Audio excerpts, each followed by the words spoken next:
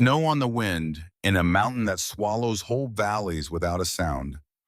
Far below, a single train crawls toward the last station at the edge of the timber, black smoke torn flat by the cold. The doors open, boots come down onto frozen planks. A small woman in a gray dress, thin as a held breath, both hands strangling a dark square case she will not set down for anyone. Watch her hands. People carry a keepsake loosely. She carries this the way you hold the last solid thing in a falling world. Behind her, a town. Behind the town, a man in a soft coat with hard eyes asking strangers a name that is not her name, laying coins on the counter for the right answer. And on the high road above the snow line, a fire is already banked in a cabin that does not know what is climbing toward it tonight. She steps down. The wind goes straight through her. She does not flinch. She has run out of flinch. He paid $50 for a strong back. He did not pay for a ghost. Elias Renner stood on the freezing planks of the Granite Hollow station and watched the woman come down off the train, and the first thing he felt was not pity. It was the cold drop of a man realizing he had been cheated. She was small. She was thin in a way that looked like hunger wearing a dress.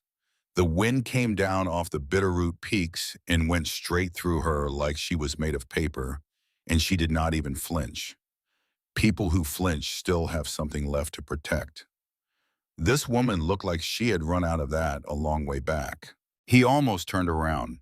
He almost walked to his wagon and left her there in the snow, with her one battered bag, and let the next train carry her back to wherever she had broken. He should have. Because the woman shivering on that platform was not a farm girl. She was not a widow looking for a roof. She was a locked box with a false name painted on the side, and what she carried in her hands and what she carried under her skin would tear this hard and quiet man wide open before the sun came up over the mountain. It would happen in one night. It would not be gentle. And when it was done, he would not be the same man who had stood there counting his $50 and feeling robbed. Stay with me until the end of this one. Tell me in the comments tonight which state you are listening from, and then settle in because this story takes its time the way the good ones do. Now let me take you back. Back to the morning the snow started and the lie got on a train, and three brothers on a mountain had no idea what was already coming for them. It was late November of 1888. The Montana Territory in that season was not a place. It was a sentence handed down. The kind of cold that did not bite so much as it simply pressed, slow and patient, until the weak ones laid down in it and didn't get up. Granite Hollow was a scatter of buildings clinging to the low ground where two valleys met, and above it the timber climbed in black walls, and above the timber the granite went up bare and white, into a sky the color of an old knife. Elias Renner was 41 years old. He stood 6'4" in boots that had walked more rough country than most men saw in 3 lifetimes, and there was a scar that ran from his left temple down into his beard, a pale seam he had carried since he was a boy soldier in a war that had ended a long time ago and had never quite finished inside him. He did not talk much. The town had decided years back that this was because he thought he was better than them. The town was wrong. He did not talk much because he had learned young and hard that words mostly did damage and rarely did repair. He had 2 brothers. Boone was 34 and built lean and watchful, the kind of man who counted exits when he walked into a room and never said so. Linus was 19 and still soft in the way, the unbroken or soft a boy who read books by the fire and asked questions that made the older 2 go quiet. And there was Etta. Etta was 7. She was their dead sister's child, and she had been theirs for 3 winters now, and she was the only thing on that mountain that ever laughed out loud. It was Linus who had talked Elias into the advertisement. Not in those words. Linus did not give orders. He just said things and let them sit. He had said one long night when the wind was screaming, and the 3 of them and the child were the only warm things for 20 miles, that a house with no woman in it was a house slowly forgetting how to be a home. Boone had snorted. Elias had said nothing. But 2 months later, Elias had ridden down to Granite Hollow and paid a man to put words in a paper in Chicago and the words said what they were. Wanted, a wife of sound body, accustomed to labor and to silence. No softness, no romance, only work and shelter, traded fair for the same.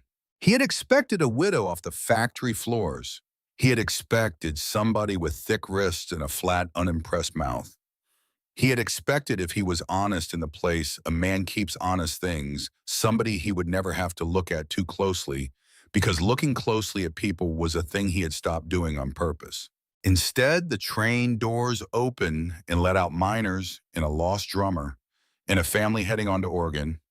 And then the conductor put down a hand for the last one, and the last one was her. She wore a gray traveling dress gone thin at the hem, a shawl that was an insult to the cold, a bonnet pulled low so the brim cut her face into shadow.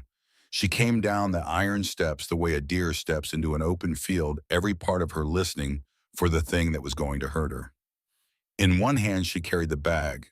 In the other she carried a small case, dark square the size of a family Bible, and her fingers were white around it, like the case was the last solid thing in the world. Gideon, the station agent, the only man in the valley who would speak to Elias without studying his own boots, came out of his little office, rubbing his hands. He had a paper. He read the name off it the way men read names they do not trust. A Miss Ruth Adler, he said, for a Mr. Elias Renner. Elias walked down this platform. The boards complained under him. The few people there stepped back the way people always step back, and he stopped in front of the woman, and she barely came up to the middle of his chest. "You, Ruth," he said. It came out rougher than he meant it. It always did. She looked up, slow, and the bonnet shadow lifted off her face, and he saw her eyes, and something in him went still in a way he did not like. They were the color of weather coming in over deep water, and they were full of a fear so old and so worn smooth that it had stopped being a feeling and become a way of standing. She did not answer him. She nodded. One small jerk of the chin. That was all. "There is a mistake," Elias said to the agent. "I sent off for a wife who could work a place like mine. This one will not last to the timberline." Gideon shrugged and handed him an envelope. "Fare is paid. Papers are signed. She is yours now, Renner. Hasn't said one word since Chicago. The other passengers thought she might be mute or simple, one or the other." Elias looked back down at her. "You mute," he said. Her lips moved.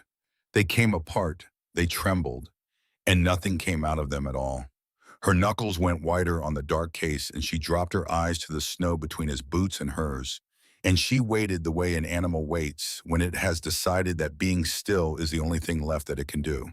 He swore low under his breath, where the child would not have heard it if the child had been there. Here is what he was thinking.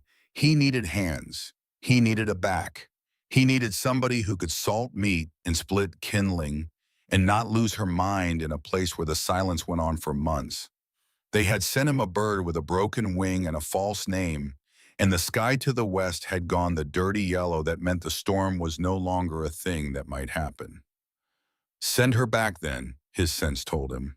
Except the next train was 3 days out. Except there was no inn in Granite Hollow that would take a woman alone, and the men who drifted through that town in winter were not the kind a man left a woman near, not even a woman he had decided he did not want.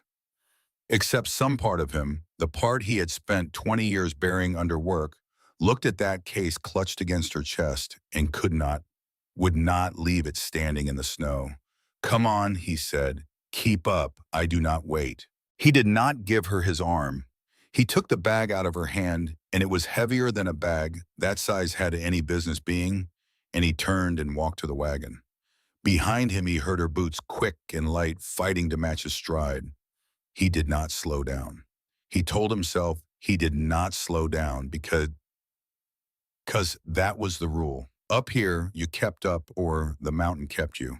He swung the bag into the wagon bed.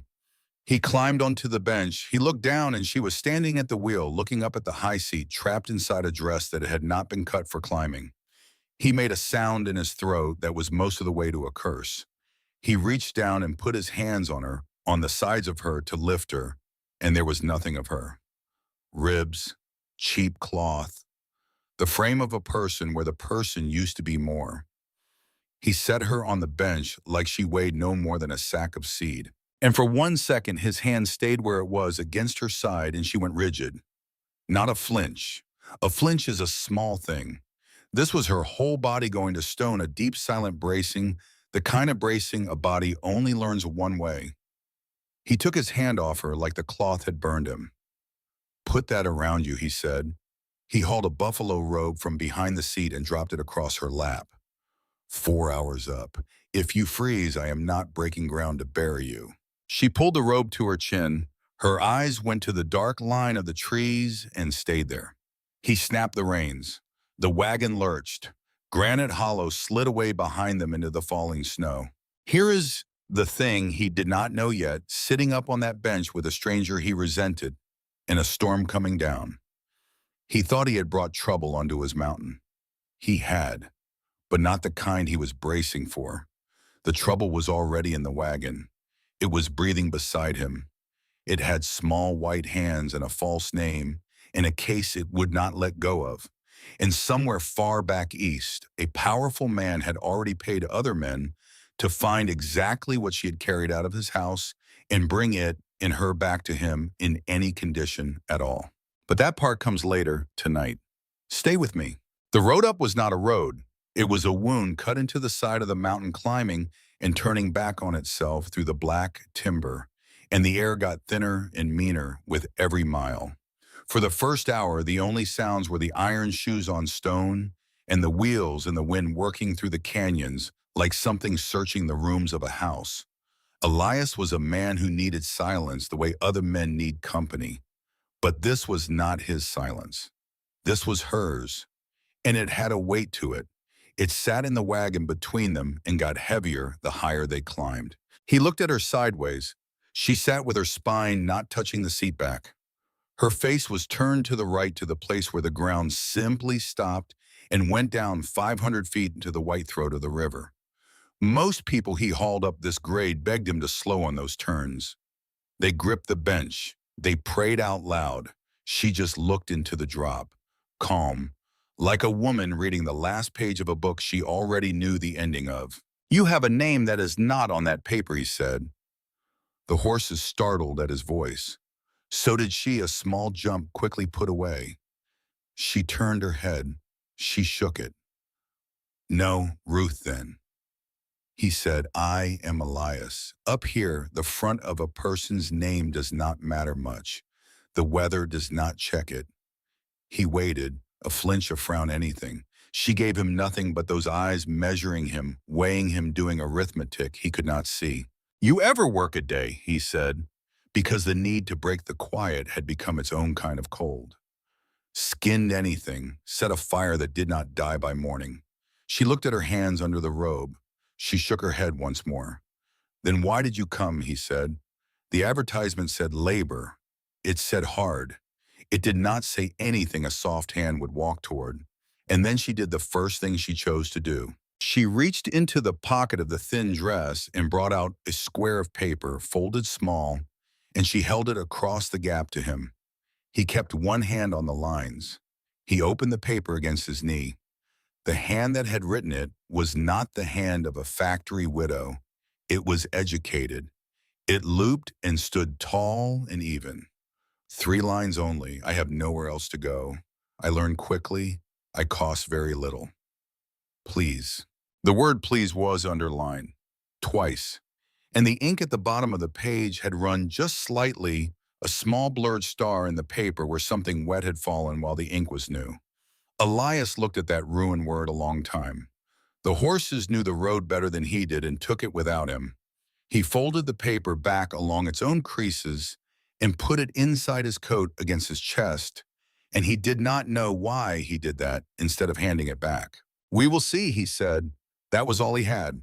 He told himself the educated hand meant nothing. A woman could come down in the world. The world did that to people for sport. He told himself the drop tier meant nothing either, because everyone who got on a train going this far west had left a grave or a debt or a cage behind them. And the smart thing, the only thing, was to not go looking into other people's wreckage when you had built your whole life on a mountain precisely so you would not have to. He told himself a lot of things on that ride. None of them were the truth, and the truth was sitting 2 feet away from him with its white hands folded, and the truth had a name, and the name was not Ruth. He found out the size of what he was carrying before he ever learned the name. It was Gideon's parting words that should have warned him if he had let them. As the wagon had pulled out, the agent had called after him, half lost in the wind, that a man had come through on the eastbound 2 days back. A city man, soft coat, hard eyes, asking the agent had anyone seen a young woman traveling alone and giving wrong names, said he was acting for a court back in Chicago, said there was money in it for a man who remembered right. Gideon had told the city man he remembered nobody. Gideon had a daughter once. Gideon did not like men with soft coats and hard eyes asking about young women alone. Elias had grunted at the time and not thought on it. A man up here learned to let the valley's gossip blow past him like the rest of the weather. He thought on it now, though, on the high turns, with the storm coming, and the silent woman beside him doing sums behind her eyes, and a cold that had nothing to do with November, started up the back of his neck and would not lie back down. By the time they came up onto the bench of flat ground where the home place stood, the sun had dropped behind the peaks and left the world the bruised purple of a thing freshly hurt. The cabin sat there squat and enormous, raised from logs as thick as a man built by Elias and his brothers, to stand against avalanche and grizzly in time. A barn stood off from it. Smoke rose thin and steady from the chimney where Boone had banked the fire that morning, and a window glowed gold, and against that gold a small shape pressed its face to the glass and then vanished, and a door banged. Etta came off the porch into the snow like she had been fired from something. She was 7 years old and made entirely of motion. She stopped 6 feet from the wagon and looked up at the woman on the bench with the open, undefended stare that only children and the very old still dare to use, and she did not say hello. She said the thing she was thinking the way her kind do. "You are not big," Etta said. "I thought a wife would be big."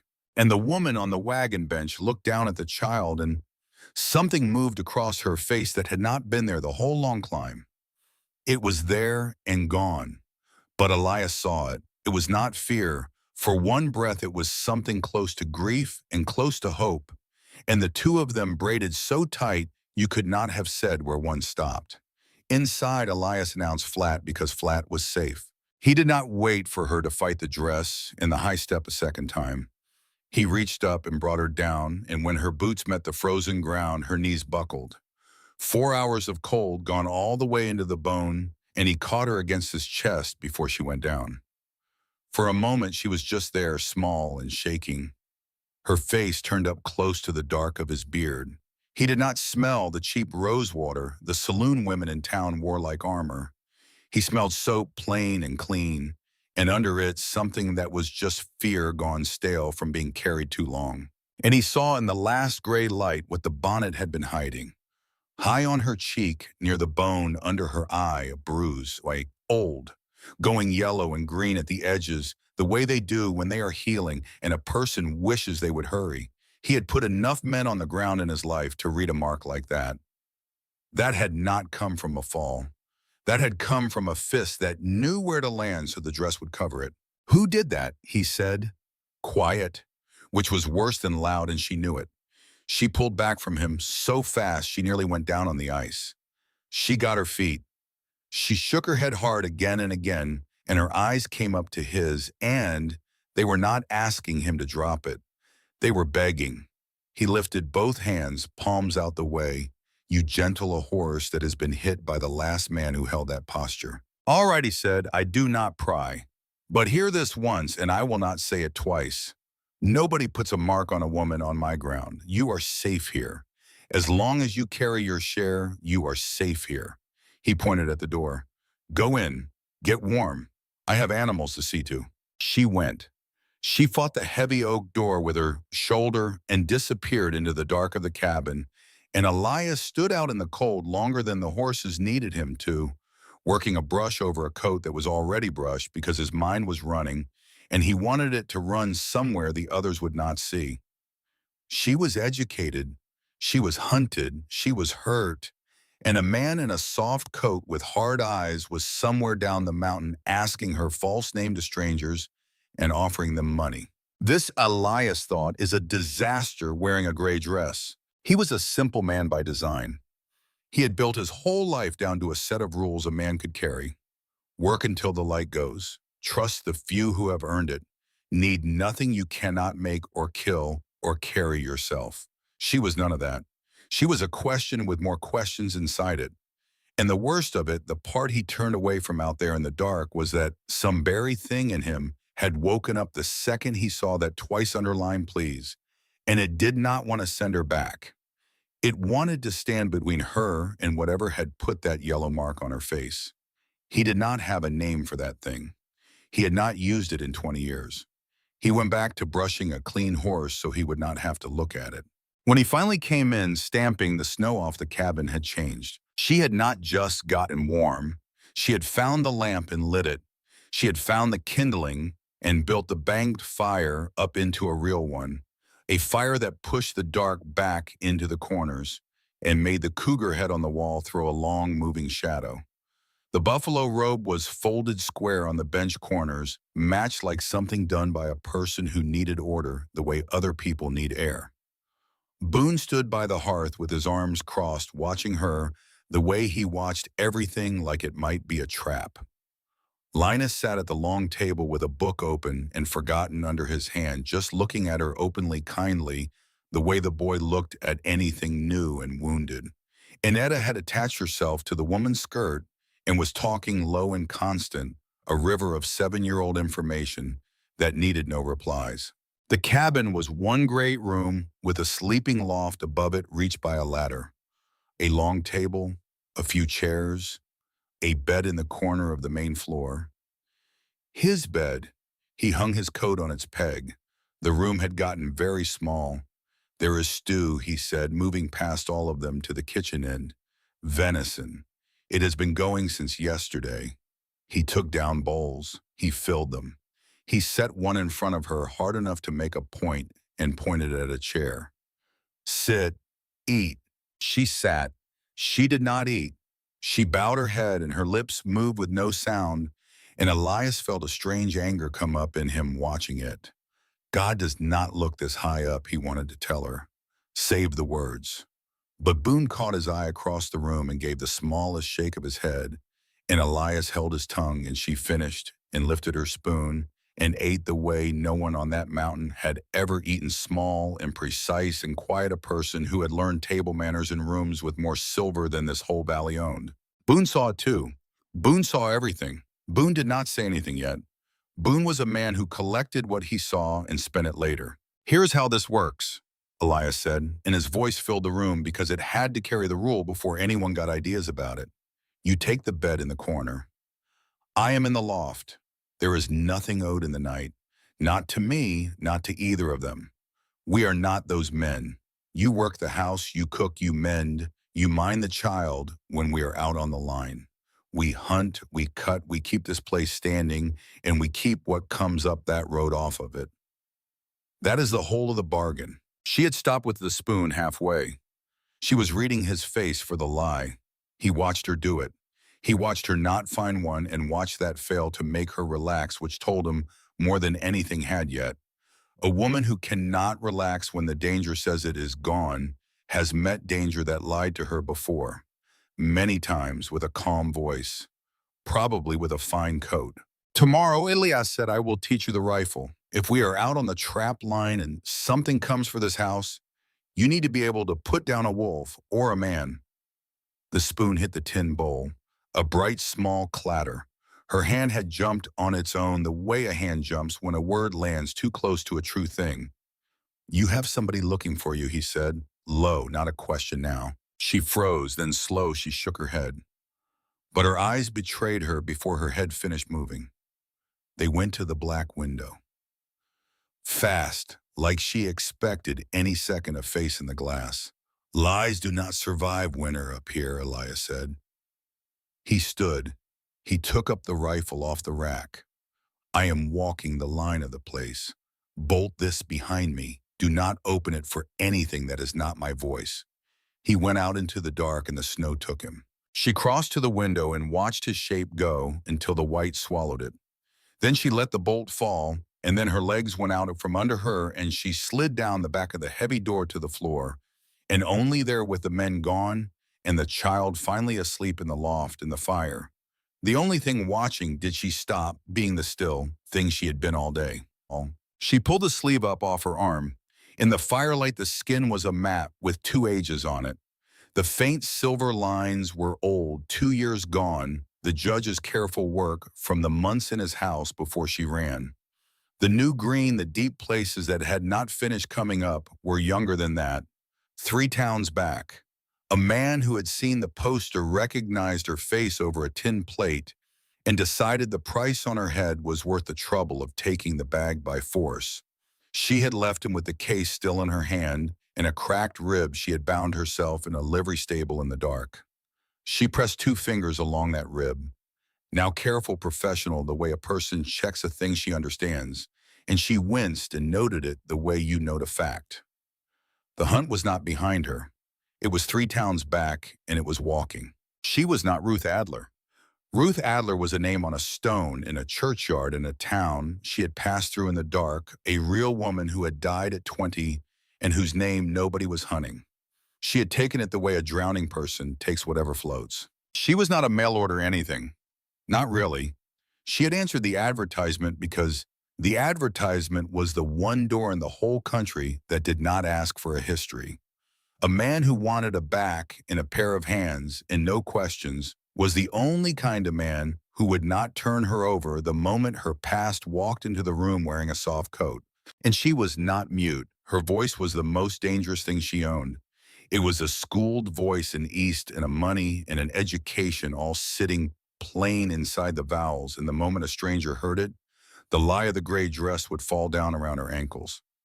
So she had folded the voice up and put it away with everything else and become a woman who only nodded because a woman who only nods is a woman nobody questions, and a woman nobody questions is a woman who might live. She looked around the rough, warm room, at the books, at the bee's empty place, at the cougar's shadow, at the strong, simple bones of a house built by men who said little. The big one with the scar terrified her the way all big men with hard hands now terrified her on instinct in the body below thought. Except he had given her the bed and gone up a ladder to a cold loft. Except he had said a rule out loud in front of his brothers so that the rule would have witnesses. Except when he had seen the mark on her face, the thing that came into his eyes had not been the thing she had spent 2 years learning to watch for. It had been the other thing, the rare thing, the thing she had stopped believing was real. She did not trust it. She had stopped trusting that look on a man years ago in a fine house with a powerful man who had a soft voice and a way of being so reasonable until the moment he had what he wanted. So here is the truth of her, the truth Elias had hauled up his own mountain in a wagon and did not yet know. Her name was Verity Calder. Her father had been a surgeon, an army cutter in a war, and after it, a country doctor who wanted a son and got a daughter and decided against every rule of his time to teach the daughter anyway. She could close a wound that would kill most men inside the hour. She could bring a breech child into the world alive. She could read a fever like other women read a recipe. And she could compound the things a doctor's daughter learns to compound the ones that heal in a small dose and the ones that do other work in a larger one. When her father died, there had been debts she had never been told about, the way fathers in that time kept the ugly arithmetic away from a daughter as if not knowing a kindness. And a powerful man had stepped forward and paid them the way powerful men do not, out of mercy but as a purchase. His name was Mortimer Quill. He was a judge, and in Chicago, that name opened any door and closed any mouth. He had wanted a clever wife the way a man wants a fine horse, as a thing that reflects well on the owner until the day it refuses the bit. The arrangement was made over her head between the dead man's estate and the living man's money, and she was signed over to be married to him in the spring, whether she willed it or not, and her willing it was never once asked. She had a will all the same, about a great many things. And she had found in the last weeks before the wedding, she had never agreed to, in the bottom of a desk in his house, she had not been meant to open a ledger in his own hand. Pages of it. The railroad on one side and stolen homestead deeds on the other, and down the margins, the names of farmers who had signed away land. They did not know they were signing because the judge ruled the county, and the county ruled the paper, and the paper ruled the men. She had taken the ledger. She had not planned it the careful way she rehearsed it later on trains. She had taken it the night she finally understood all the way down that a man who would do that to strangers had already decided long ago what he was permitted to do to a young woman he had paid for and not yet owned. She had run the week before the wedding, before one vow was ever spoken over her, before any law in any book made her his, and she had been running ever since, town to town, name to name, west and west and west, until the country ran out of east to put behind her. The case she would not let go of, the dark square, the one her white hands had been strangling all day. People thought it was sentiment, a keepsake, a Bible. It was her father's surgical kit. Steel and silk in a folding blade, the tools of the one thing in this life that was truly hers, the one skill no judge had given her and no judge could take. The ledger itself was not in the case. The ledger was sewn into the lining of the cheap bag with the spare dress because she had learned that a man hunting a woman tears apart the things she clutches and ignores the things she would leave behind in a fire. She would have let them have the bag. She would never let them have the case, because the case was the proof to herself on the nights it was hard to remember that she had once been more than a thing a fine man had bought. And here is what she did not know, slumped against that bolted door with her sleeve pushed up and her ribs aching. Down the mountain in the dark, a key was tapping in the back room of the Granite Hollow telegraph office. A message coming up the wire from Chicago. A sum of money attached to it that would buy a man a ranch outright. And the man it was meant for was not a lawman. He did not carry a badge, and he did not bring people back to stand trial. He was a tracker. He had a name people said, lo, the way you say the name of weather that kills, and the name was Hollis Caro. And the men who had hired him called him the Hound because he had never once lost a trail he was put on. And he did not lose it because he did not stop. And he did not stop because stopping was a thing other men did. The ledger she had carried across a whole country sewn into the lining of the bag, nobody would think to tear apart, was the most dangerous thing in that cabin. She believed that with her whole body. She had built 2 years of running on that belief. She was wrong. The most dangerous thing was the storm, and what the storm would drive down off the high rock that night, and the one secret skill she had spent 2 years hiding in her hands. Because before the sun came up over the peaks, that skill was going to be the only thing standing between Elias Renner and a grave in frozen ground. And the moment she used it, the gray dress and the false name and the careful silence were all going to come down at once in front of all of them, and there would be no folding any of it back up again. But she did not know that yet. She only knew her ribs hurt, and the fire was warm, and a big man with a scar had given her his bed and a rule with witnesses. She pulled her sleeve back down. She crossed the room. She lay on the edge of the bed with her boots still on, the way a person sleeps when she has learned that she may have to run, and she watched the door, and somewhere in the watching, she went under. The wind did not blow that night. It screamed. It came down off the Bitterroot like it had a name and a grudge, and it threw itself at the north wall of the cabin in long shoulder blows that made the great logs groan against each other like a ship. The fire hissed and spat. The shadows on the wall stood up and walked. Boone had gone up to the loft. Linus had gone up after him. The child slept the bottomless sleep of the young between her two uncles. And below in the corner bed, the woman they thought was Ruth Adler lay still in her boots and did not truly sleep because people like her had forgotten how. Elias came in near midnight snow to his knees and barred the door himself and stood by the fire a while, not looking at the corner where she was. Then he climbed to the loft too, and the cabin held its breath, and for 1 hour it was only the storm and the timbers and 4 people pretending the dark was safe. It was the horses that knew first. They started in the barn a sound that came up through the floor before it came through the air. A high panic hooves slamming wood, a scream out of an animal that has smelled the thing that eats it. Elias was off the loft and down the ladder before his mind had finished waking, rifle in his hand, the old war still living in how fast a body like his could go from sleep to ready. "Bar it behind me," he said into the dark of the room. To her, because she was the one awake. He knew without looking that she was the one awake. "Do not open it unless you hear my voice." She was already on her feet. She had her hand half out as if a small white hand could keep a man that size from a door he had decided on. He was gone. The white took him the way it had taken him before, only this time the night had teeth in it. He fought across to the barn through snow that fought back. The barn door stood open a hand's width. He had latched it. He had latched it himself. The wind, he told his racing mind, the wind had pried it. He went in low with the lantern up, and the horses were out of their minds, white all around their eyes. And a sound came down from the loft of the barn that he felt in his back teeth before he understood it. Not a wolf, wolves do not climb. A cougar, pushed down off the high rock by the same storm that had pushed a woman up his road. Starving, patient, already above him, he never got the rifle up. The cat came off the loft like a piece of the dark, deciding to fall, and it hit him with the weight of a thrown anvil, and the lantern burst, and the barn went black except for the seams of moonlight in the boards. He went down hard with all his air gone out of him in one punched breath.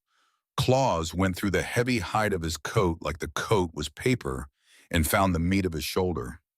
He got the rifle up crossways and drove the stock into something and felt it meet bone, and the cat screamed a sound like a woman dying and came back instantly faster for the soft of his throat.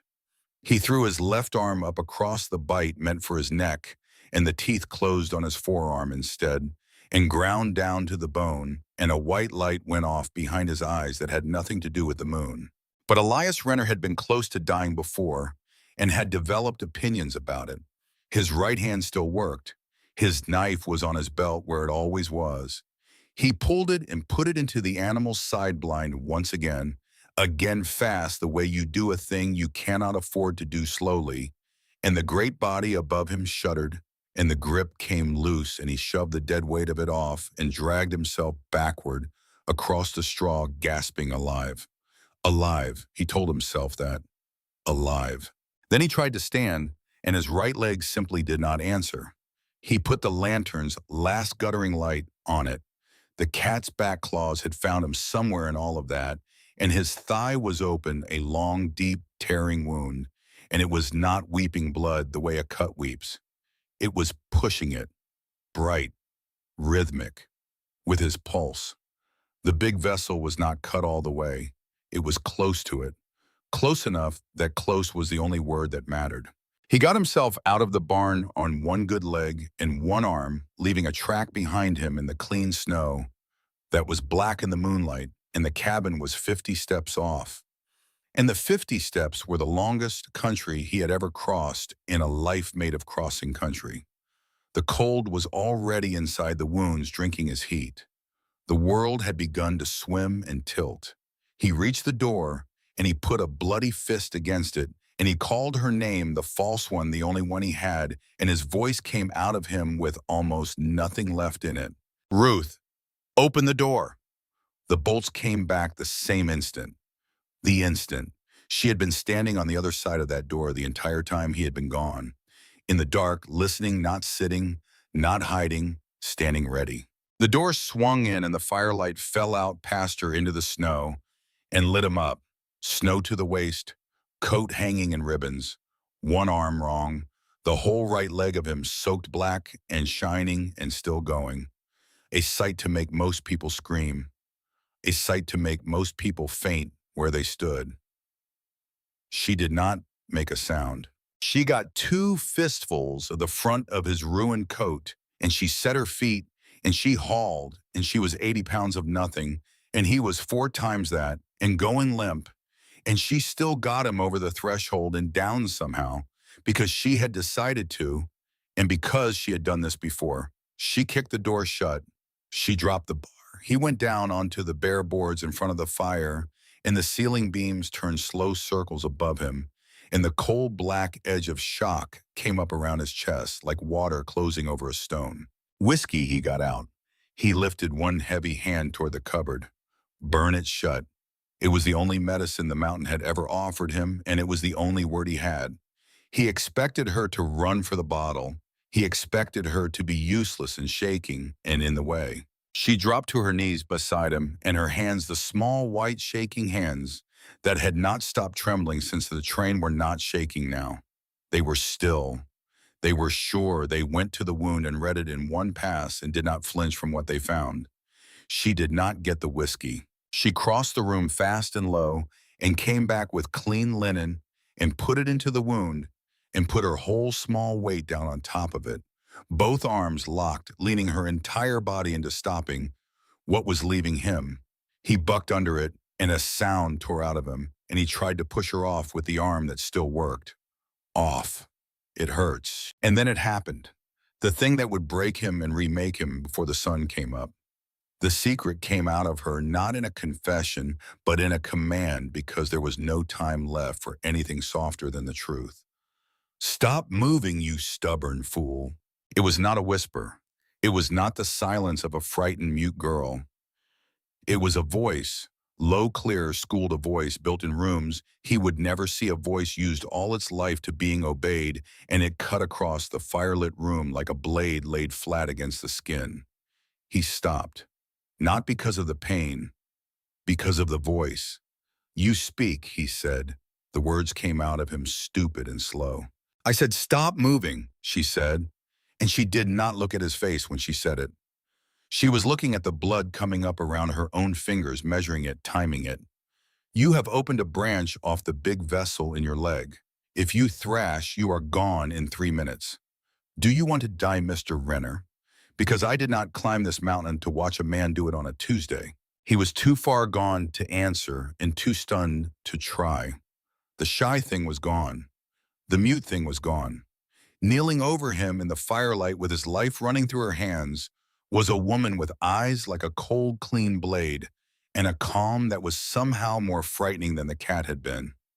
I need your sewing kit, she said. Needle, silk thread if this house has it, cotton if it does not, and the whiskey not to drink, to clean. Tell me where, now, he told her. The words came up out of the dark in him on their own. Top shelf, tin box. She did not call him Mr. Renner that time. She moved. And the way she moved was the thing he would remember longest, longer than the pain, longer than the fear. She did not scurry. She did not panic in the small bird way she had moved on the platform and in the wagon. She crossed that room with the economy of a person who had done the worst night of someone's life many times and learned exactly how few steps it takes. She found the tin. She threaded the needle by the fire in one pass. She poured the whiskey over the steel and then over her own hands in that order, the order a person only uses if someone taught them why the order matters.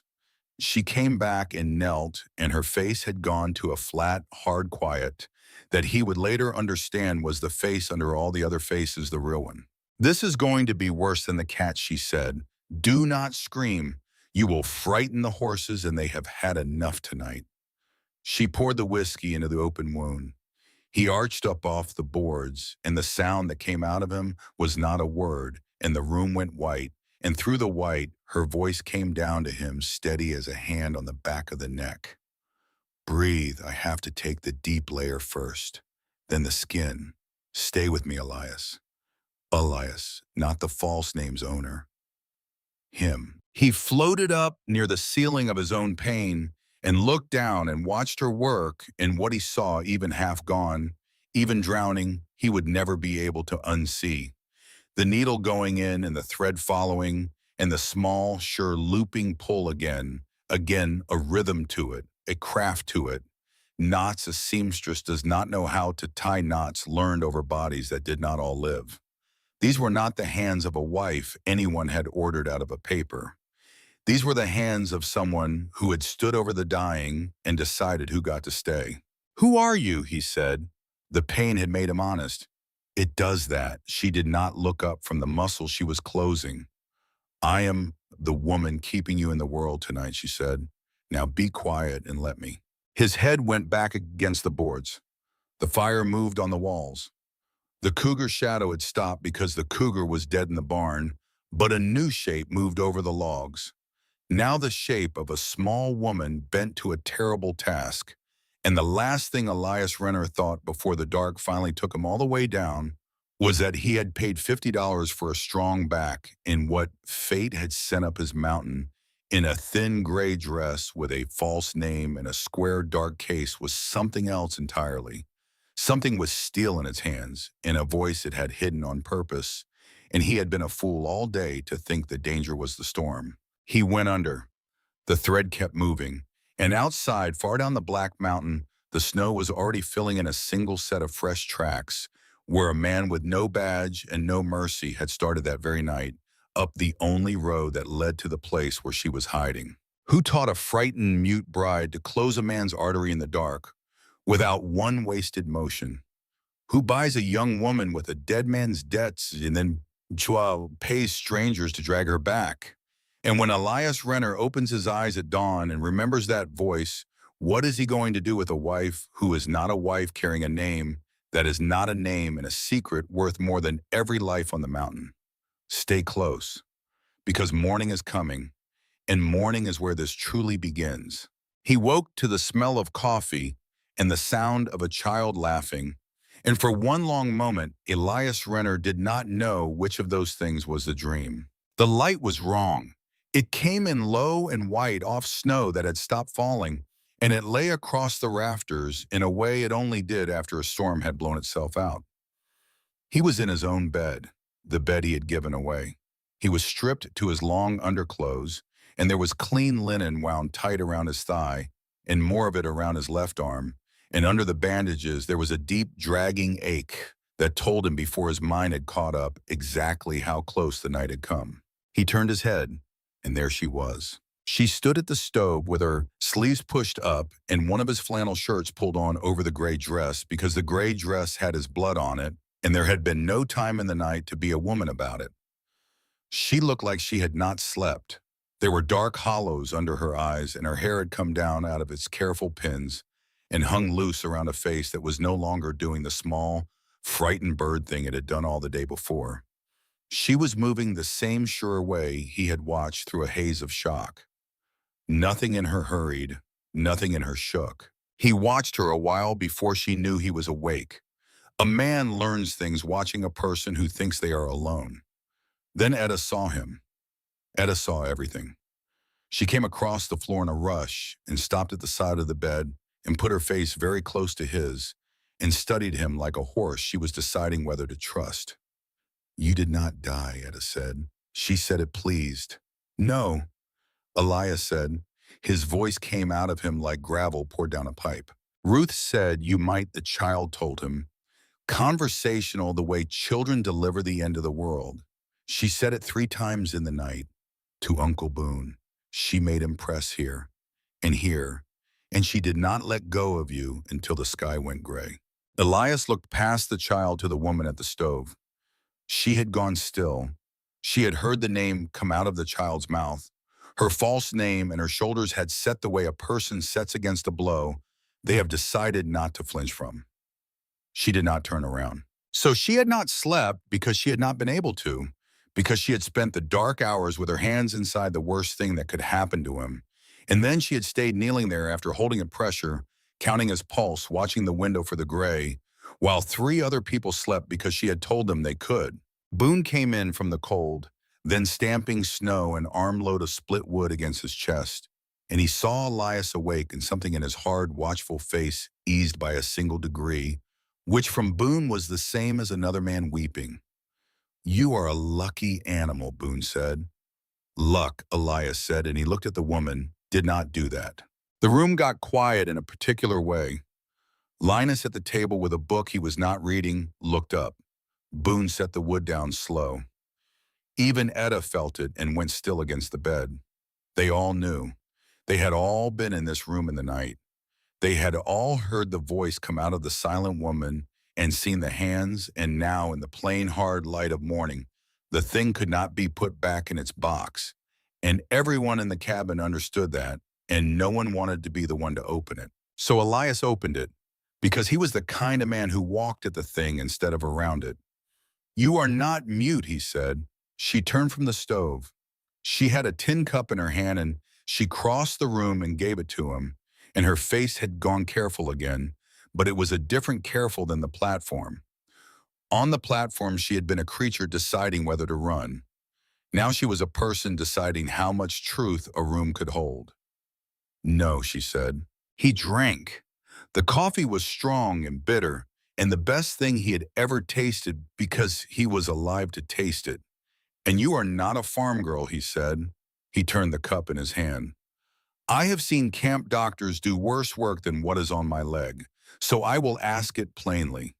Where does a wife out of a Chicago paper learn to close a man's leg in the dark?" She did not answer right away. She went to the long table and sat down at the far end of it, the whole length of the table between herself and the bed, which he noticed. The distance was a sentence she did not have to speak. "My father was a surgeon," she said, "an army cutter in the war. After it, a country doctor. He wanted a son. He got me. He decided to train me anyway because he was a stubborn man, and he did not see the use in wasting what he knew on the fact that I was a girl." Linus had closed the book entirely now. Boone had not moved, but Boone's eyes had gone to that dark, square case sitting by the hearth where she had set it down in the night, and Boone, who saw everything, had begun to do arithmetic. "A woman doctor," Elias said. An unschooled assistant, she corrected, and there was an old bitterness in it, worn smooth like the fear had been worn smooth. "I can set a bone and turn a breeched child and close a wound that would empty a man before noon. But there is no paper anywhere with my name on it that says so. To the world, I am a woman who should be at a quiet bit of mending. So that is what the world has always been shown." "Then why the silence?" Elias said. "Why the bruise? Why does a man in a soft coat ride through Granite Hollow 2 days before you arrive, asking strangers your name and offering them money?" That landed. He watched it land. She had not known about the man in the soft coat. Her hands folded on the table went white at the knuckle, the exact way they had gone white around the case on the train. And for one moment, the schooled calm slipped, and what was under it looked out at him, and what was under it was not fear of him.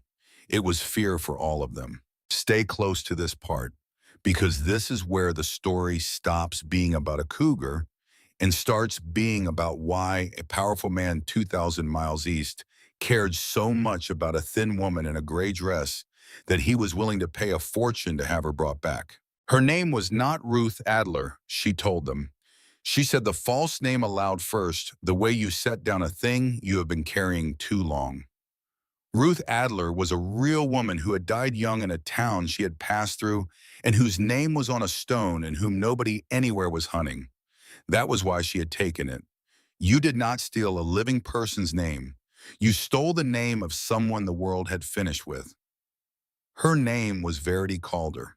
She said it quietly into the warm room, and Elias felt the name go into him and stay the way her note had gone into his coat and stayed, and he did not know yet why a name should feel like that. She told them the rest in a flat, even voice that did not ask the room for anything. "And you already carry the shape of it, so I will not lay it all out a second time." She gave them the bones of it only. The dead father, the debts she had never been shown, the judge who had settled them the way a man settles the price of a horse, in a spring wedding arranged over the top of her head like weather she had no vote in.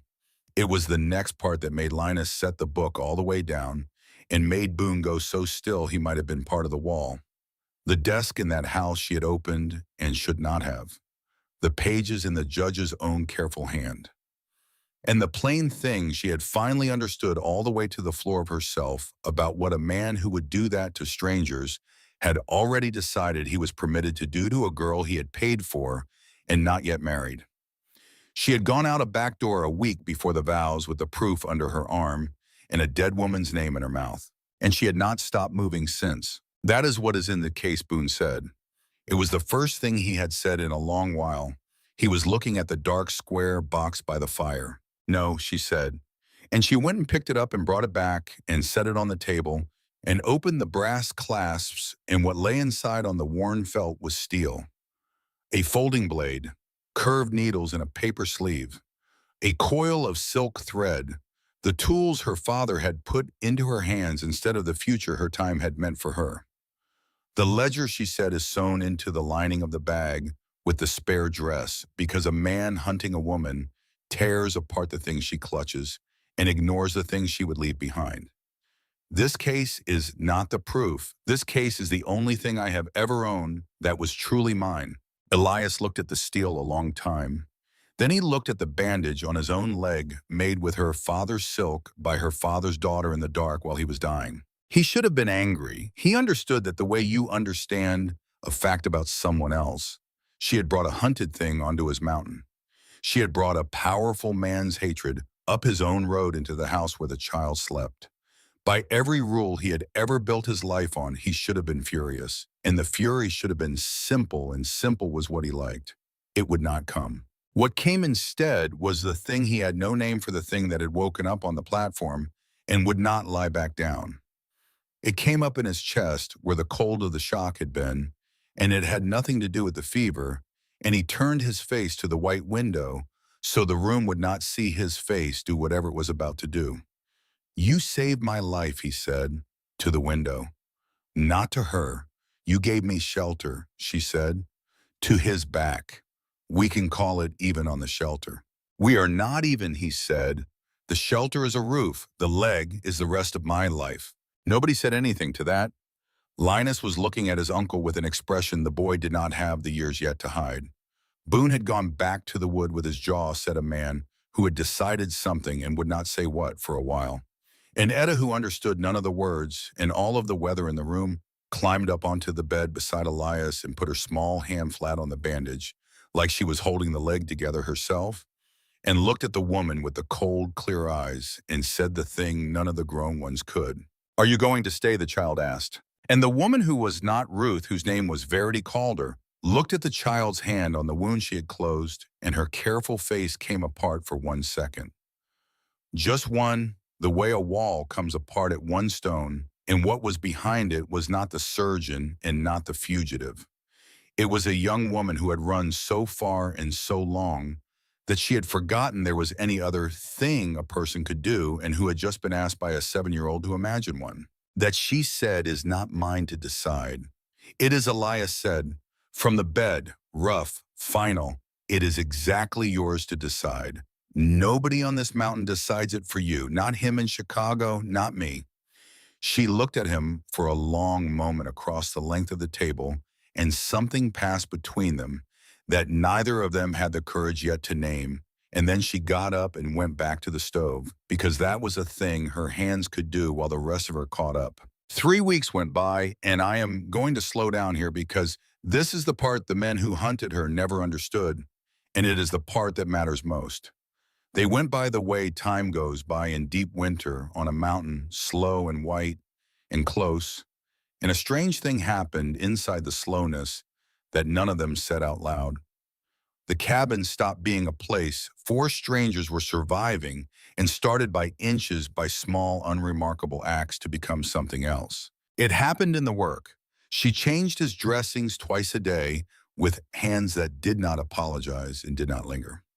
The first morning she peeled the linen back and studied the deep line of the wound the way a builder studies a wall, and she said one word, good, and that one word did more for him than a year of any other person's comfort, because she was not a woman who said good to be kind.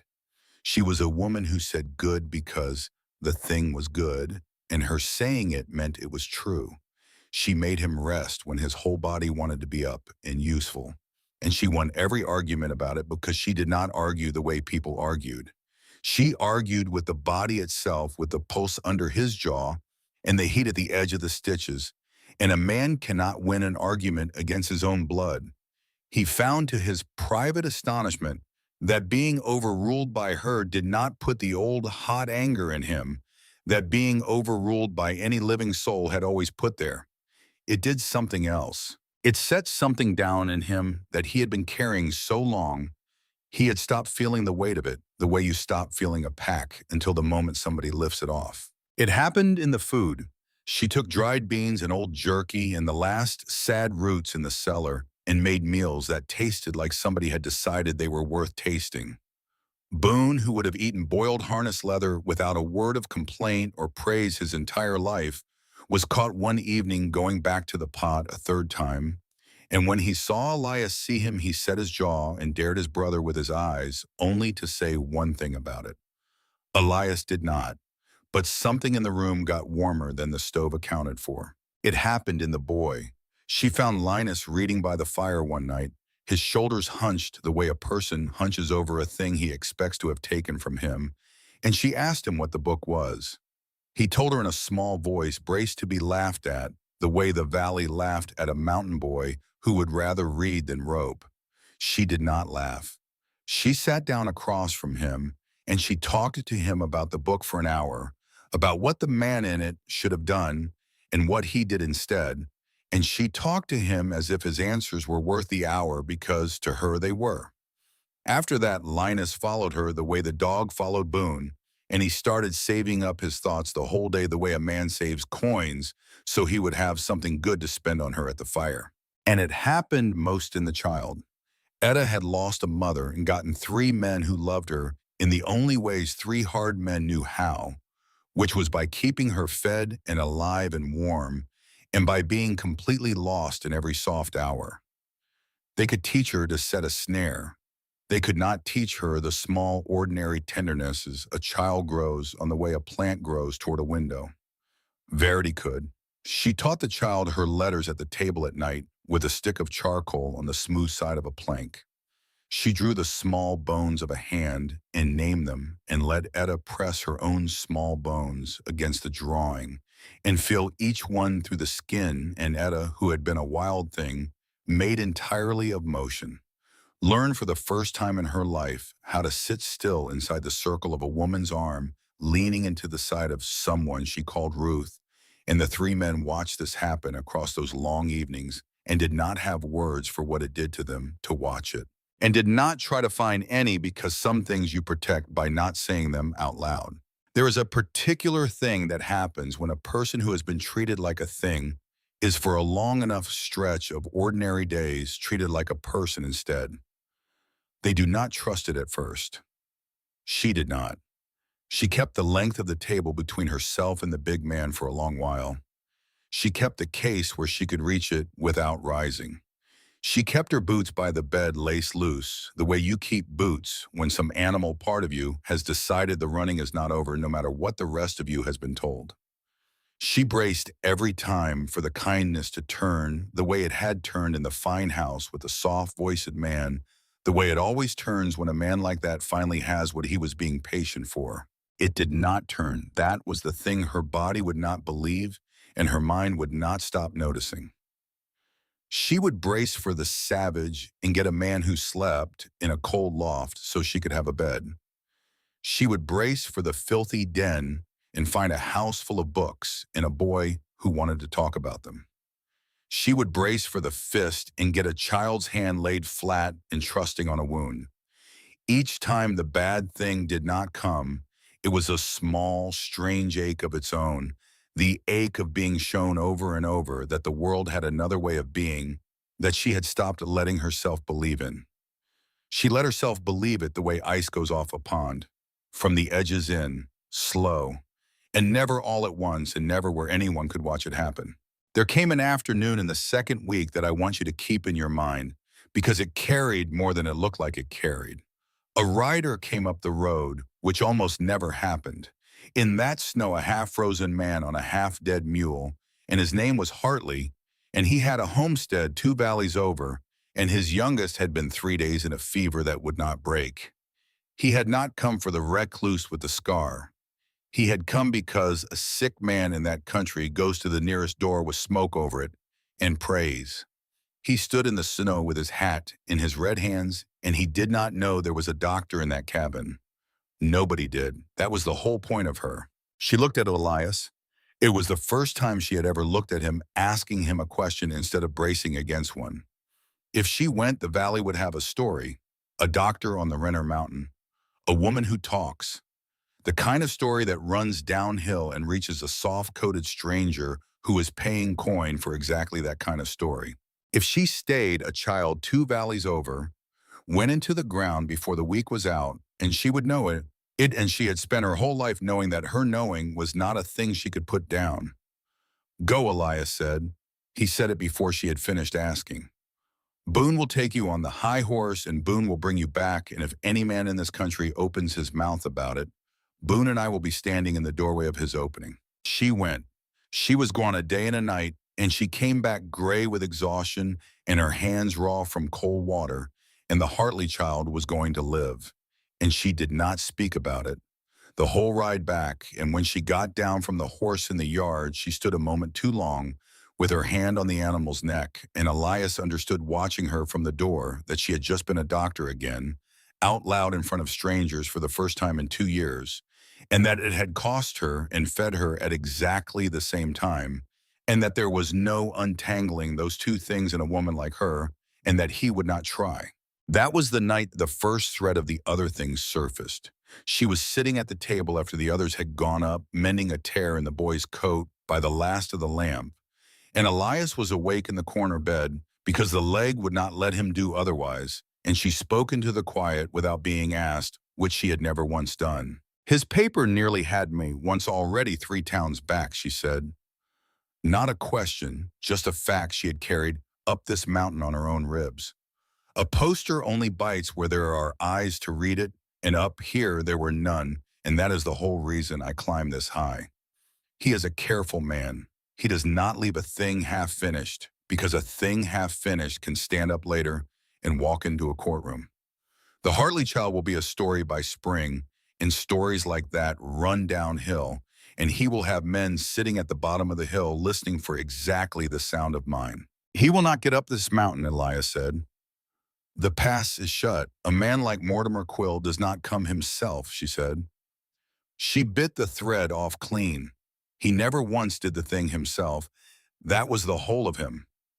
He has money, and money buys a man who will walk where horses cannot, and that man will not be coming to bring me anywhere. He will be coming to make me stop being a thing the judge has to think about at night. She was right. She was right the way people are right when they have been studying one man their whole adult life because their whole life depended on it. Here's the first turn, and it did not come as danger. It came as a small wrongness, the way the worst things mostly do. Boone disappeared for a day.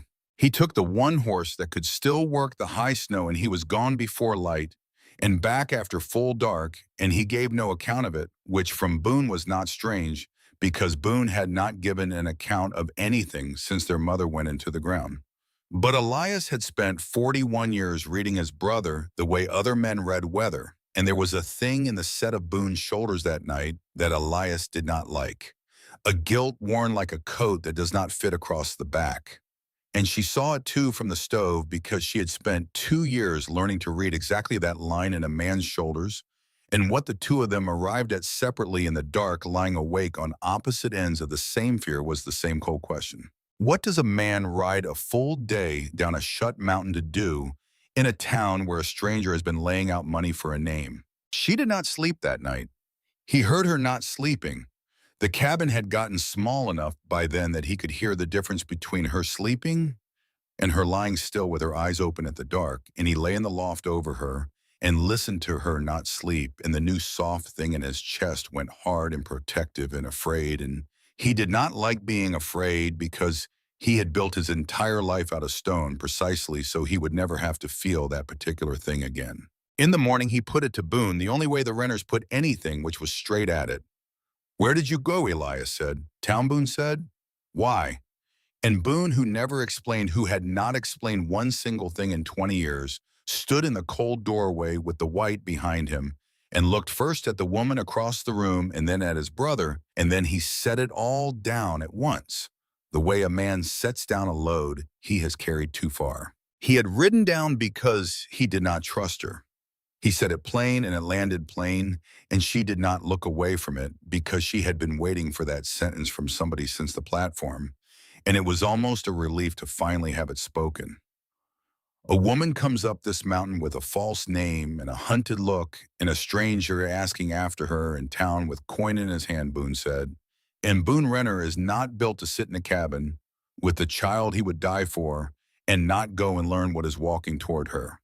So he had ridden down to the telegraph office, because a rich man hunting a person uses the wire and the wire keeps a memory, even when the men who send the messages would rather it did not. And the room braced. All of it. She braced. Elias braced. Even Linus, who did not yet have the years to know what betrayal cost, braced. This is it, the whole room thought as one animal. This is the place the kindness turns. This is the door finally closing. It did not turn the way they braced for. Because Boone had not gone down to give her up. Boone had gone down to find out what was hunting her so he would know what he was killing when it came up the road. And what the wire had told him had turned his stomach, and that was the ill-fitting coat of guilt on his shoulders. Not that he had sold her, but that he had read in the telegraph man's record book with the man bribed quiet the price. He told him the price. He said the number out loud into the warm room. It was the price of a whole ranch. A man's entire life in money laid on the head of one thin woman in a gray dress. And there was a name attached to it, Boone said, and it was not a sheriff's name, and it was not a court's name, because no man who carries a badge works for a number like that. The name belonged to a tracker. The valley said it low, the way the valley said the names of the things in the weather that kill people, and they called him the Hound because in 20 years of being put on men, he had never once lost a trail, and the reason he never lost one was the simplest and the worst thing about him. He did not stop. There is more, Boone said. And he told them the more, and the more was the thing. None of them had guessed the thing that made Hollis Caro not a hired animal, but a man, which is always worse. The telegraph man, loosened by enough Renner Silver, had known the name and known the story behind it the way small-town men know the stories that travel the wire. Years back, Quill had needed a stretch of bottom land that a family would not sell. The family did not sell because the family was stubborn, and the man at the head of it was a tracker's older brother. And the judge had taken that land, the way the judge took everything with a forged seal and a ruling from a court he owned. And when the brother would not stop standing in the road about it, the brother had a fall, the way her father would later have a fall, the way men who stood in Mortimer Quill's road tended to fall. The court called it an accident. The court in that county was a thing the judge owned.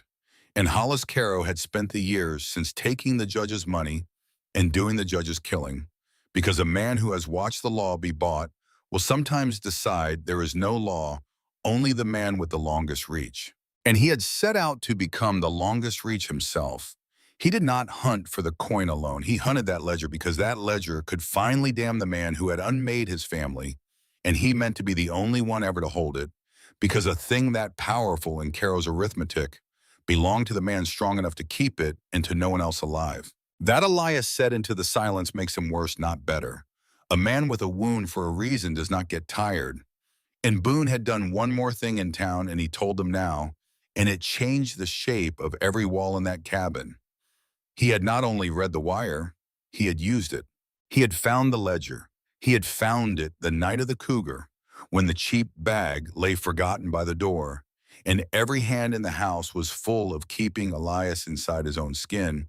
And Boone, who found everything, had felt the stiff, square shape in the lining, and understood it and sewn the lining shut again with his own clumsy fingers and said not one word for 3 weeks while he decided what kind of man he was going to be about it. And he had decided. He had carried a copy of what mattered most in those pages down the mountain in his coat, the names and the deeds in the judge's own hand, and he had paid the telegraph man with Renner money to send it east. Not to Chicago, where every wire ran across a desk the judge owned. Past Chicago, to a federal office in Washington, where a man's reach, however long, finally ran out of arm.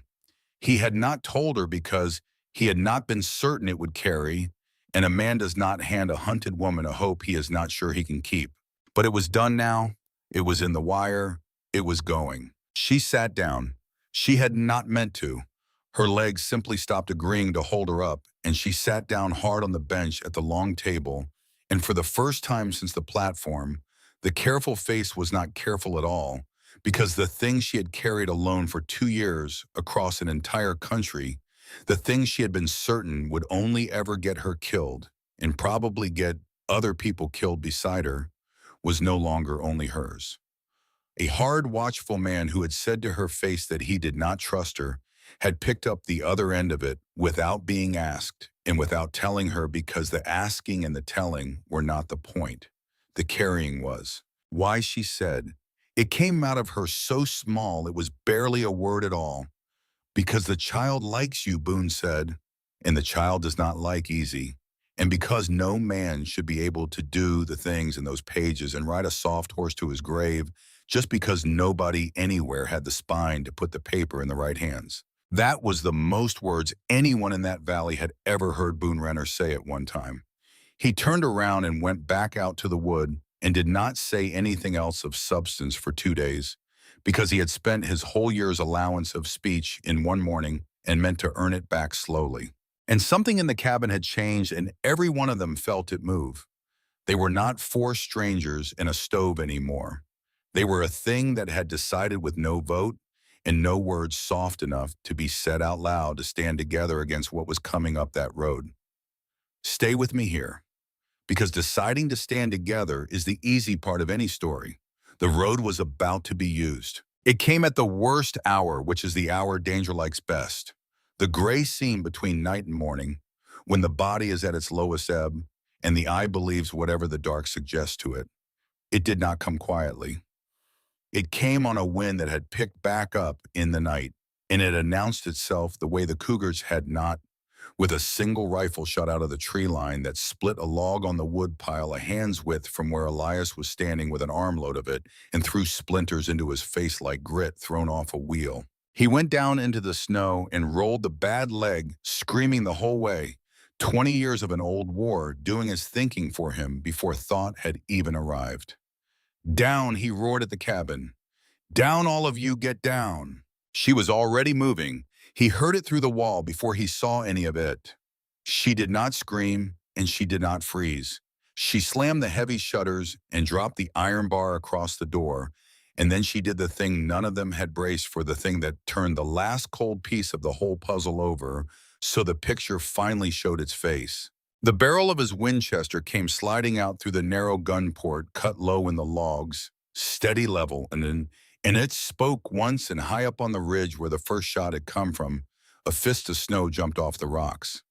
It spoke again fast, the lever worked clean and quick, between no wasted motion. The same hands and a man somewhere up in the gray cried out, and the second shot went quiet. Elias lay in the snow and stared at the wall of his own house. She was not only a surgeon. She had grown up the only child of an army man in a country fresh out of a war, and her father had not only taught her to close what bullets opened, he had taught her on the long afternoons when the country doctor had no patience in a daughter, and time the other half of it, how to read a wind that lies, how to give a far shot the lead the distance asked for, how to make a thing on a ridge 300 yards out stop being a problem you had to keep thinking about. He had taught a girl the whole of what the world swore on its life a girl could not be taught, and the world had spent her entire life since insisting she was a creature best kept to a quiet bit of mending. And now the world was learning one log wall at a time in the gray light exactly how wrong it had always been. Covering, she called through the port, her voice flat and certain as a closed door. Move, Elias. Now. He moved. He came up out of the snow and crossed the killing ground low and fast on a leg that had no business carrying him, and the door opened the width of one body for the half second he needed and slammed and barred behind him, and he went down on the floor on the inside of his own home, gasping, and she was already back at the port, working the lever. Her face the color of the snow and her hands not shaking at all. Her father's whole hidden lesson laid out plain on the table at last for every soul in that room to see. "Did you hit him?" he said. "I creased one of them," she said tight. "The wind up here lies to the bullet. He is down off that high rock, but he is not done. And there is more than one." "There always is," Elias said, and he dragged himself up the wall and took the spare shotgun off the rack and broke it and fed it. "Who is it?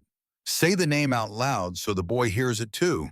A thing with a name is a thing you can fight." She told them the name.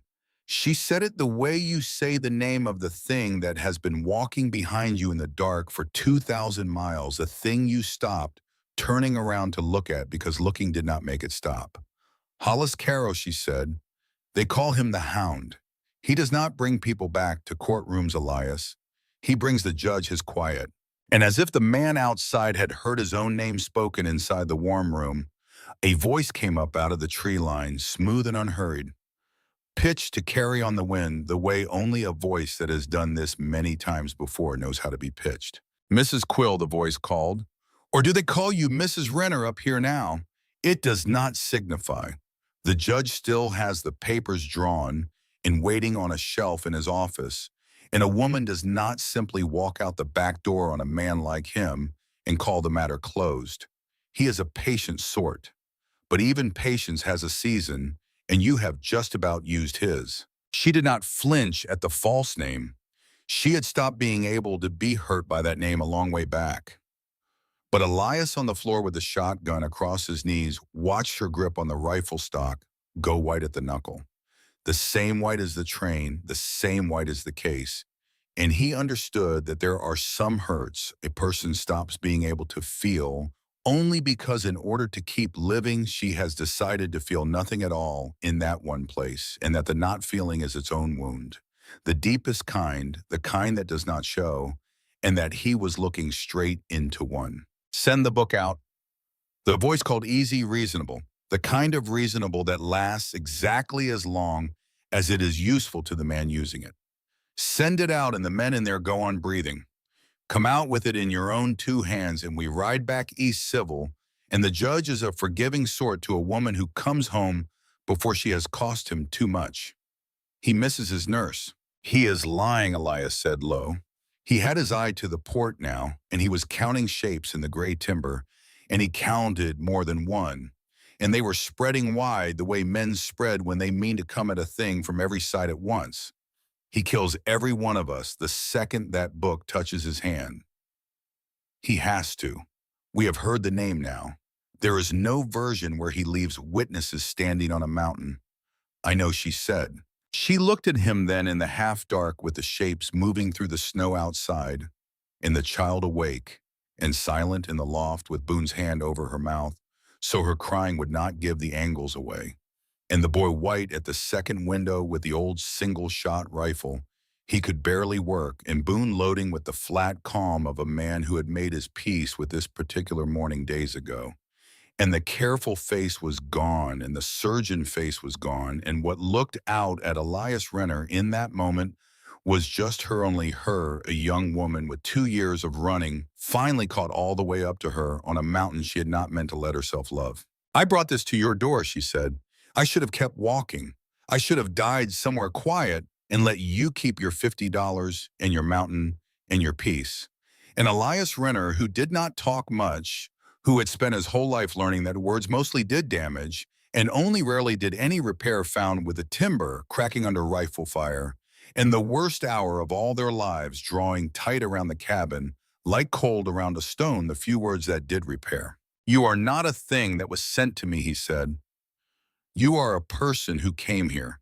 There is a difference, and I have spent 3 weeks learning exactly how wide it is, and no man standing on that ridge in the snow is going to take out of this house the thing this house has decided it is keeping." Outside, the first torch went up off the tree line, a slow-turning star of fire arcing through the gray. And it came down on the porch roof, and the dry shakes caught with a sound like a long-held breath, finally let go, and the room filled with the smell of their home beginning to burn. "Time to go," Elias said. So they ran into the white, and as they broke from the burning porch, a rifle spoke once out of the smoke, And Linus stumbled and caught himself and kept running, and in the fire and the noise and the child crying and the snow whipping sideways. Nobody saw the dark begin to spread low under the boy's coat, and the boy, who had been raised by men who carried their hurts in silence, as this silence were the only dignity left to a person, said not one word about it.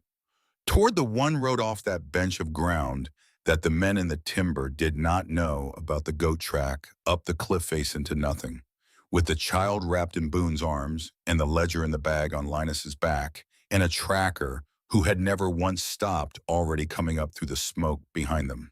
And the worst of that night was still ahead of them, up there in the snow on the bare rock, and one of them was already not going to come down it whole, and the man with the smooth voice had told one true thing in all of his easy lying, which was that he had not come up that road to bring anybody back. The cliff track was not a road. It was a thought a goat once had scratched into the granite face of the mountain, a foot wide in most places, and less than that where it mattered most. To the left, solid rock going straight up into the gray. To the right, nothing. 1,000 feet of nothing with the river, a thin white thread at the bottom of it, and the wind coming up out of the drop like the mountain itself was breathing slow. Elias went first, because if the track gave way under a man, it was better that it be the heaviest one, and better the others learn the weak place from his fall than from their own.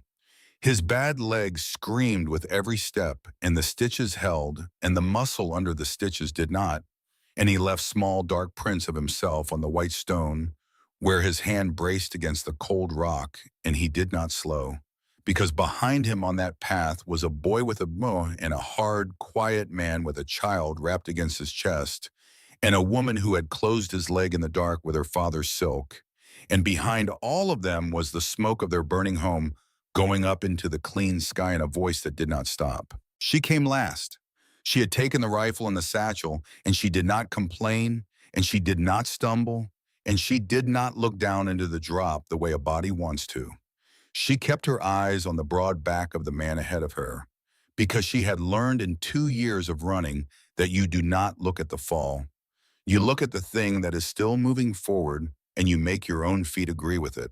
Below them, the cabin was a column of black climbing into the blue, and small figures moved in the yard around the fire, frustrated, and one of those figures stopped and turned its face up the cliff and found them on it. "They see us," she called. Flat. A fact handed up the line, not a fear. A bullet came off the rock, a hand above Elias, and filled the air with stone dust and the high, thin whine of it leaving. Around the bend, he said, "Move." They got around a shoulder of granite and out of the line of it into a place where the rock leaned out over them and the wind could not reach, a shallow cave scooped back into the cliff that went in 20 feet and stopped. Stopped, a dead end. He had remembered it as a way through. He had been a younger man the last time he came this high, and the mountain had changed its mind in the years between, the way mountains do without telling anyone, and a fall of rock had closed the back of it, and he had not known. There was nowhere left to go. Elias slid down the coal wall and sat, because the leg would not hold him up and let him think at the same time, and thinking was the only thing left that might serve. He checked the revolver. 3 rounds in it. The shotgun was empty, both barrels spent at the door. She had the Winchester and a small handful of shells, and a handful was not a number that won anything against men who did this for a wage and had the whole open mountain to move in. Boone set the child down in the deepest corner and put his own body between her and the mouth of the cave without being asked, the way a wall stands without being asked. Linus had the bag with the ledger sewn in it pressed against his chest, like the thing inside it was warm, and his face had gone a color that nobody looked at long enough in the dark to read. Nobody said the word trapped. Saying it would not have added one thing to the room that the room did not already have. Footsteps came on the stone outside, unhurried. The footsteps of a man who knew there was nowhere left for the sound of them to send anyone running. "Give me the whiskey," she said. Elias looked at her. It was not the moment for it, and he nearly said so. "Now," she said, and it was the voice from the night of the cougar, one that did not ask the one a man's hand obeyed before the rest of him had finished deciding, and he handed her the flask off his belt without knowing why his hand had already done it. She did not drink. She tore a long strip off the hem of the petticoat under the gray dress with two hard pulls, and she took the small tin of black powder out of his satchel. The powder he carried for loading his own shells, and she poured it down into the flask on top of the whiskey, and she pushed the cloth down hard into the neck of it. And her hands did all of it fast and quick, and certain the surgeon's hands doing a different kind of work in exactly the same way. "What are you?" he said, though low, half a question and half something with no name. "Powder for the blast," she said, not looking up. "Spirit to throw the fire and carry it." My father did not only teach me to put men back together, Elias, he taught me what comes apart and how and at what distance. Because a man who has been in a war does not see the use in teaching a child only the half of the world that is kind. "You set that off in here and you bring the whole roof down on top of all of us," he said. She did not answer that with words. She looked up, past the mouth of the cave, at the ridge above the bend in the track where the unhurried footsteps were coming from. And he followed her eyes and saw what she had already finished doing, the arithmetic on fast and cold, the way she did the arithmetic on everything. A great shelf of snow hung out over that ledge, tons of it. A whole winter of weight leaned out past the lip of the rock, held up there by nothing at all but its own mass and the patience of the cold. "Not on us," she said. "On him." She moved to the lip of the cave into the deep shadow where the rock would cover her body, and she crouched there with the flask in one hand and the strip of cloth ready in the other. And outside the footsteps stopped close, and the voice came again, smooth as river ice 20 feet off, and not hurrying, because hurrying was a thing other smaller men did. "Nowhere left, Mrs. Quill," the voice said. "Come on out, and we keep this civil between us. The judge wants you breathing. I am paid the same whichever way it goes, so do me the one kindness and make it the easy way for both of us." She lit the cloth. It caught in the draft and guttered low and almost died, and then took an ugly little tongue of flame, and she did not throw it at the man. She did not throw it at the track. She stood up out of the shadow, and she threw it upward with the whole of her thin body behind the throw at the white shelf of snow, leaning out over the bend in the rock. The flask turned end over end through the gray air and struck the cliff just under the snowpack, and the world came apart. The sound was not loud the way a cannon is loud. It was loud the way the inside of your own skull is loud. A flat, hard concussion that shoved the air sideways and rang in the bone behind the ear. And for one held breath, nothing else in the world happened at all. And in that one breath, she had time to think it had not worked. Then the mountain answered her. It started as a hiss, almost gentle, the sound of snow making up its mind. Then a crack ran along the rock like the world drawing one long breath of its own, and then the shelf let go. All of it at once. A whole winter of weight came down the cliff face in a white wall that did not roll so much as simply fall straight down onto the track, onto the bend, onto the exact place where a man with a smooth voice had been standing 20 feet from the cave, telling them how civil it could all be. There were no screams. There was no time in any of it for screams. There was only the enormous soft roar of the white wave wiping the ledge clean, the way a hand wipes crumbs from a table, and then the cave itself shaking down to its roots, and Elias throwing his own body over her where she crouched at the mouth of it, and dragging Boone and the child and the boy back behind him with the arm that still worked, and the air going thick and white and full of pressure against the eyes, and then silence. A complete silence. The kind that rings in the ear like a struck bell going on after the bell has stopped. He lifted his head. He had snow down his collar and rock dust in his teeth, and she was under his arm with her face the color of the snow and her eyes open and alive. The mouth of the cave was half a wall now. The track was gone. The bend was gone. Whatever had been standing on it was a part of the mountain somewhere far below, under more snow than 100 men with shovels could move before the next winter buried them too. "You did it," he said. His voice came out cracked down the middle. "You impossible woman." You actually did it. She pushed herself up, out from under his arm, and looked at what she had brought down out of the sky, and she was shaking the deep all over. Shaking that comes when the body finally lets the fear out the back door, because the front door is at last standing open, and Elias pulled her in against his chest, and she let him, which she had not once done in 3 weeks, and she put her face into the ruff of his coat, and she did not cry the way a frightened woman cries. She came apart the way a person comes apart when a thing they have carried 2,000 miles is finally allowed to be set down on the ground. "It is over," he said into her hair. "The hound is gone. It is over now. Hold here." Because it was not over.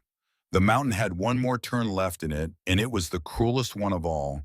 And it came the way the cruelest things always come, in the one moment you have let yourself believe. Boone saw it first the way he saw most things.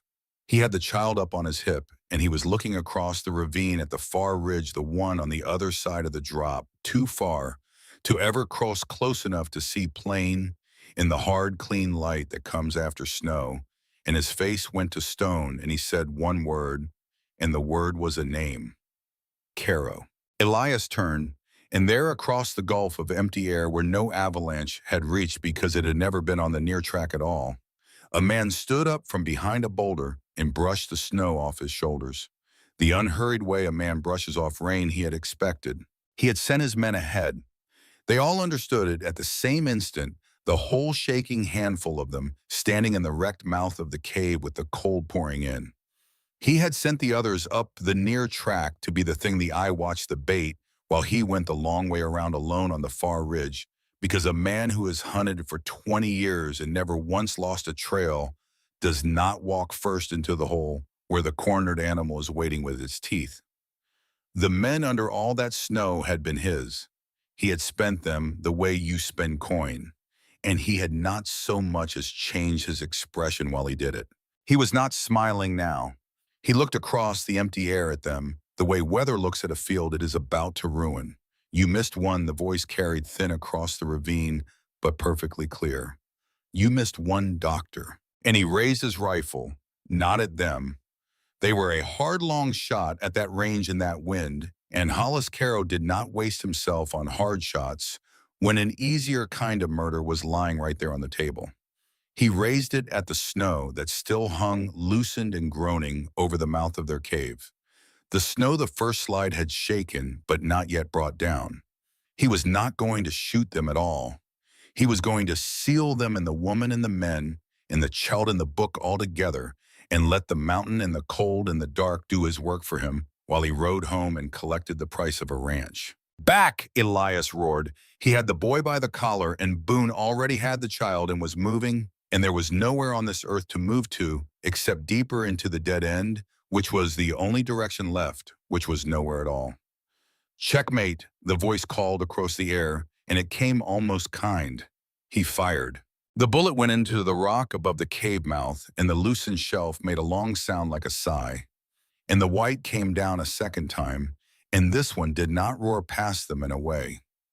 This one came straight down across the mouth of the cave, like a heavy curtain dropped from the top of the world, and the gray daylight went out all at once, and the world was black and close and absolute.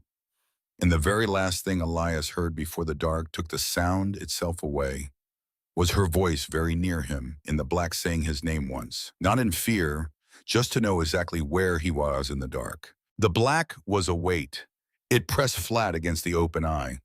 The roar was gone, and into the place where it had been came a silence so total that he could hear his own blood moving in his own ears, and under that near-close breathing. "Elias," she said.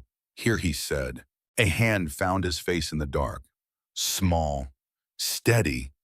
It moved over him the careful way her hands moved over everything, reading him, checking him, finding him whole, and then it was gone, and he heard her moving calm in the full black, taking the count of all of them by voice the way a doctor takes a pulse.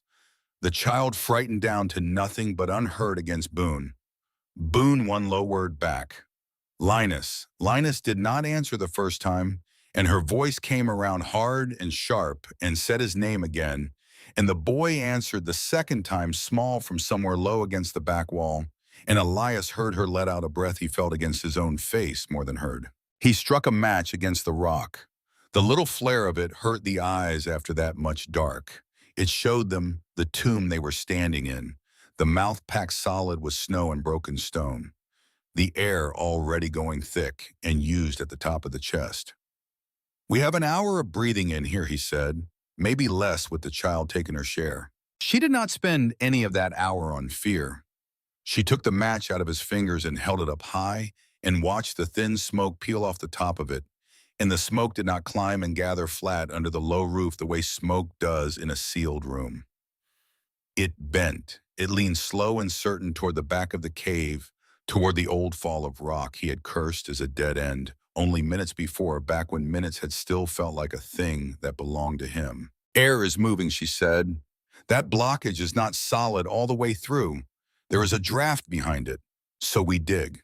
So they dug.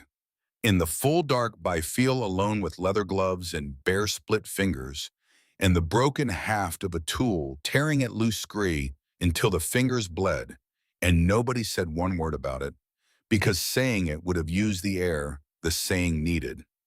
Elias put his back and his good arm under the slabs that were too heavy for the rest of them, and Boone worked beside him in silence, and the boy moved the broken stone away behind them, with the child handing him the pieces because the child needed a thing to do with her hands, so the dark could not get all the way into her.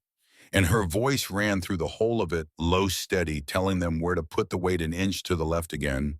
Again, no longer a doctor's voice and no longer a fugitive's voice, just the voice of the one person down in that dark who had decided she was not going to let the dark be the thing that did the deciding. The slab gave. A breath of cold, clean air came through the new gap into all their faces at the same instant, and it was the finest thing any of them had ever breathed in their lives, and they went through the gap, one body at a time, into a natural chimney in the rock, a black throat that angled up, and far at the top of it, small as a drop coin, a circle of gray light. The climb up the inside of that mountain was a thing not one of them ever afterward told straight, because some things will not go into words, and that climb was one of them. The rock was wet, and the rock was cold, and Elias dragged a leg that had stopped being a leg and become a thing he was only carrying now, and he went up by his arms, and she climbed above him, and she could not lift him. 80 pounds of her could never lift 400 of him, and she did not try to. She used her voice instead. "Right hand," she would say out of the dark above his head. "There is a hold at the height of your own shoulder. Now the foot, the flat place, I can see it, and you cannot put your weight on it and trust it." And he trusted it. He who had trusted no eyes but his own for 20 hard years put the whole of his weight where a woman's voice in the dark told him to put it. And the hold was there every single time, and they went up the inside of the mountain like that, his strength and her sight. One creature made out of two halves until they came up over the lip of the chimney, out into open air and white snow and a sky going red with the very end of the day. They lay there in the snow, chest heaving, alive, above the cave that had nearly been their grave, above the avalanche on the bare spine of the mountain, with the last red light running along it.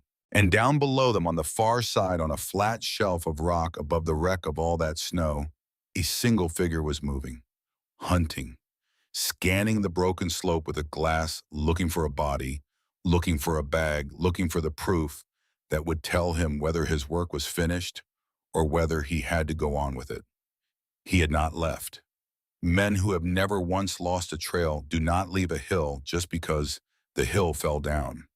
He had only lost the trail for an hour, and now he was below them, and he was between them and any way down off that mountain alive, and he was looking for the thing they carried. Elias got the revolver out. 3 rounds. He lay flat in the snow and put the front sight on the small, far figure, and the wind came across the open ridge and lifted the loose snow off it into a white smoke. And he knew the way. A man who has shot all his life simply knows that it was too far, that the wind was too much of a liar, that a pistol does not make that shot. Not from here, not in this. "I cannot make it," he said. The words cost him more than the climb had. 70 yards and downhill in this wind. I spend a round telling him exactly where we are sitting and nothing else. She lay beside him in the snow and looked down at the man who had hunted her across the whole country. And then she did the thing she had been doing since the platform, the truest single fact about her. She thought, cold, behind the eyes where nothing showed. He does not want us, she said. He never wanted us. He wants this. And before he understood what she meant, she had taken the bag off the boy and cut the seam open with the folding blade out of her father's case and drawn out the thing that had cost every one of them everything. The ledger, worn brown leather, a judge's whole rotten kingdom, written down in the judge's own careful hand. She stood up. Elias said her name, sharp, low, a warning and a plea folded into the one word. She did not look at him. She walked out onto the open ridge where the last red light made her a clean black shape against the sky, and the wind took the gray dress and pressed it flat against her, and she held the ledger up over her head in both hands so the man below could not fail to see exactly what it was. "Caro," she screamed, "down the mountain, down the wind." The figure on the rock went still. Then it turned, and even at that distance, Elias saw the whole shape of a man who had spent 20 years wanting one single thing in this world, recognized that the one thing was standing on a ridge above him, holding itself up in the air. "You want it," she called down. "Then come up here and take it out of my hands."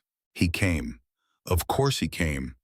Greed is a thing that does not feel the cold and does not measure the slope. He came up out of the rocks toward them, bound, the rifle in one hand, his eyes locked on the book, the way a starving thing locks on meat. And Elias understood then what she had done, the way he had been slow to understand everything about her and then understood all of it at once. "You are drawing him in," he said. "I am walking him into a pistol's reach," she said. She did not look away from the climbing man for 1 second. "You said you could not make the shot from here, so I am going to carry the shot up the hill to you."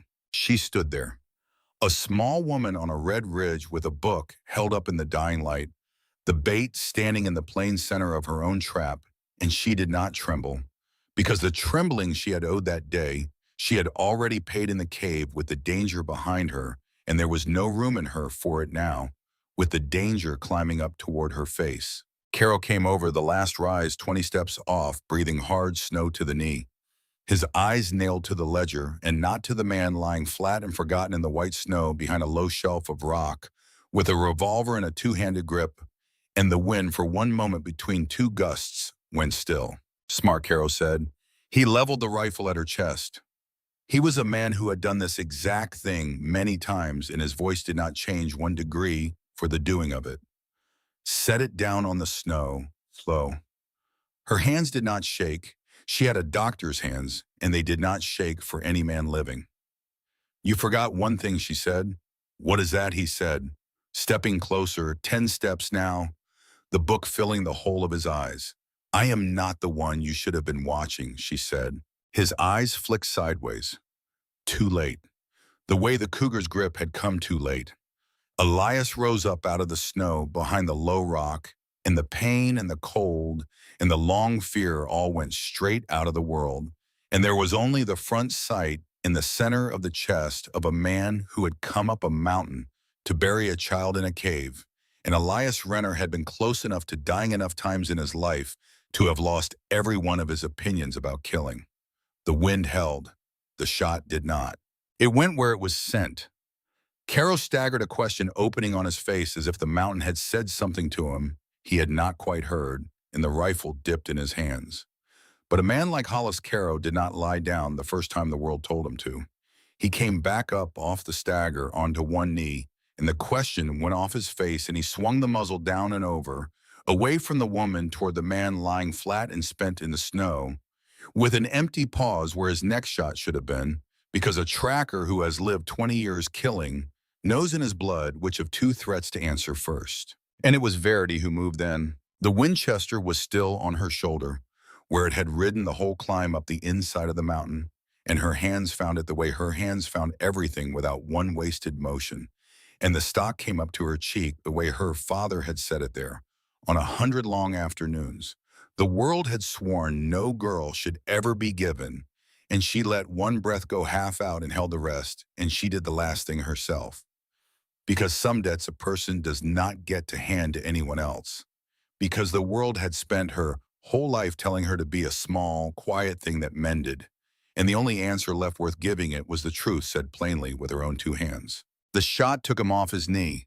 Hollis Carroll went over backward into the snow, and the rifle left his hands, and he looked up at the red sky for a moment, as if he had finally lost a trail and could not understand how.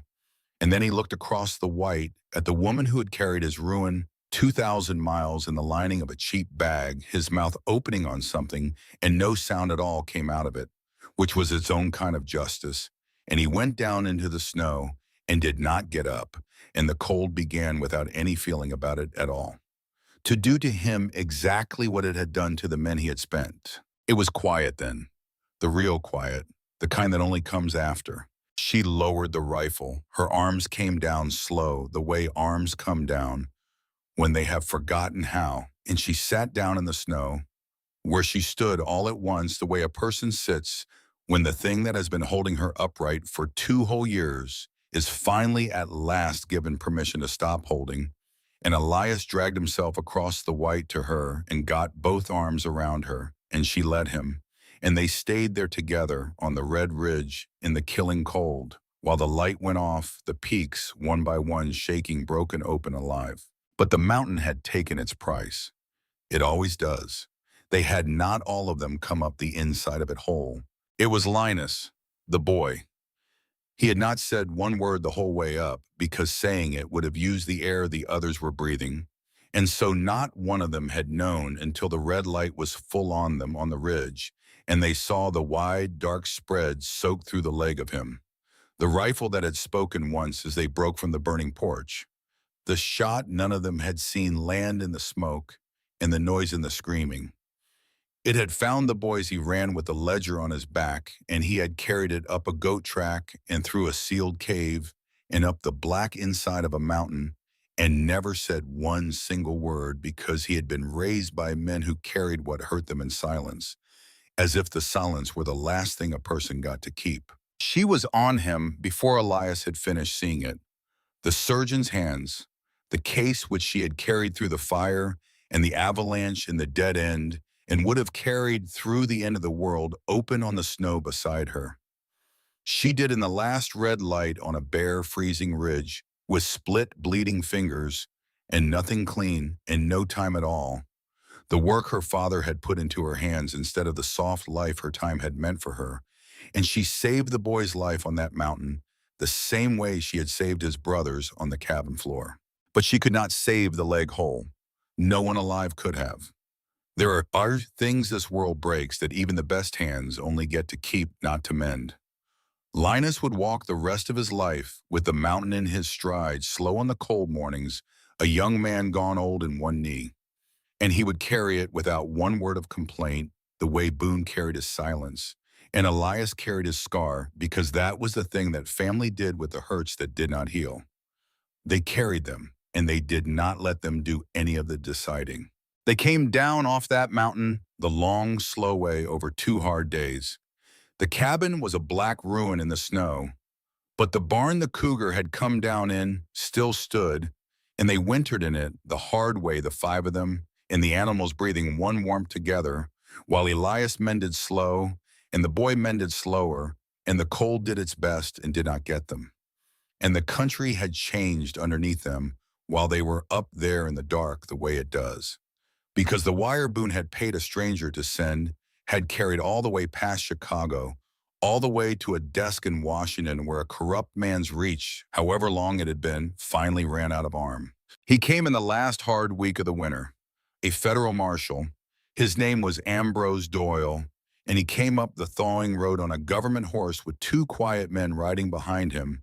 And when they first saw him from the rebuilt edge of the burned yard, the old fear stood straight up in her one last time, because a man with that much law on him, riding up a mountain, could be coming to take a woman out of a chaise or to put her back into one. and she had spent 2 years unable to tell the two kinds of powerful men apart from a distance. He was not the second kind.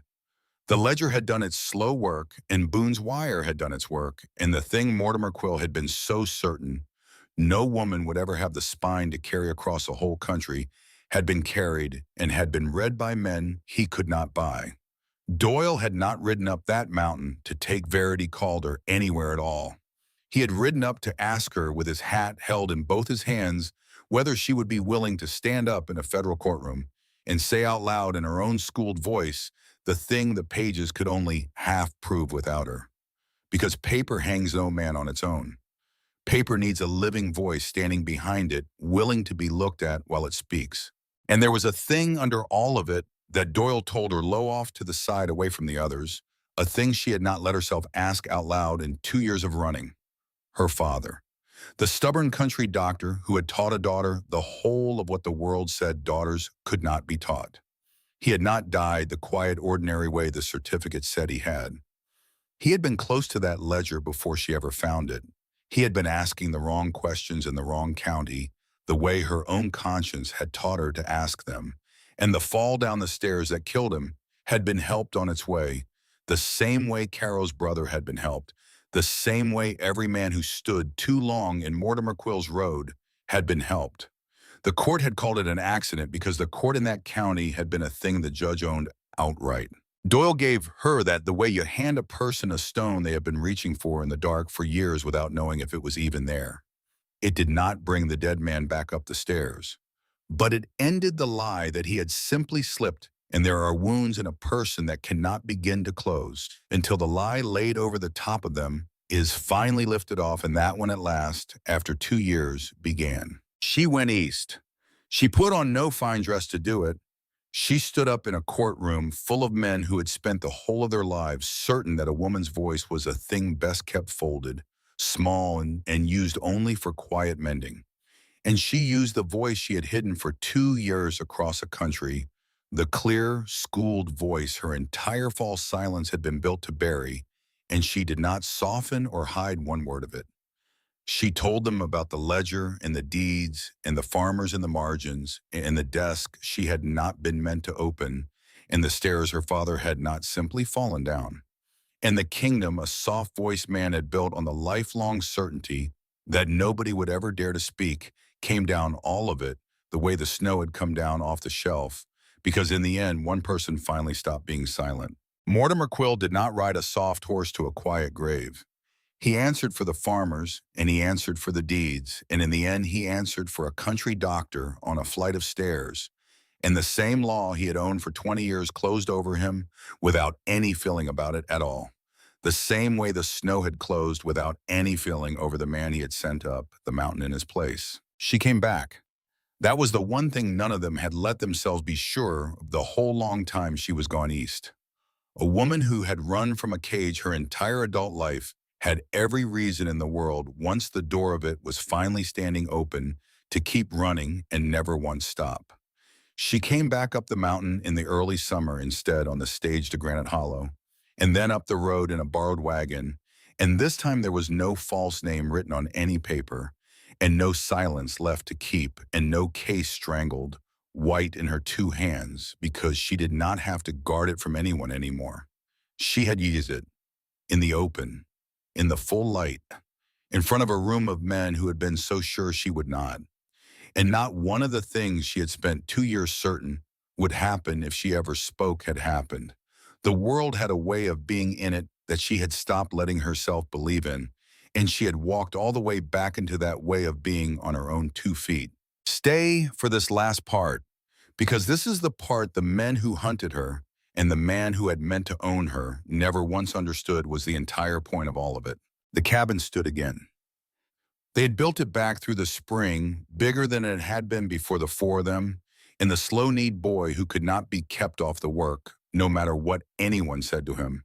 And they had built one room onto it that the old cabin had never had, a room with good big windows and a long scrub table and shelves, and she stocked those shelves herself, and over the door of it, Linus carved a word with his pocket knife in letters that did not run straight because a 19-year-old boy's hand is not a sign painter's. and the word was the only word that fit.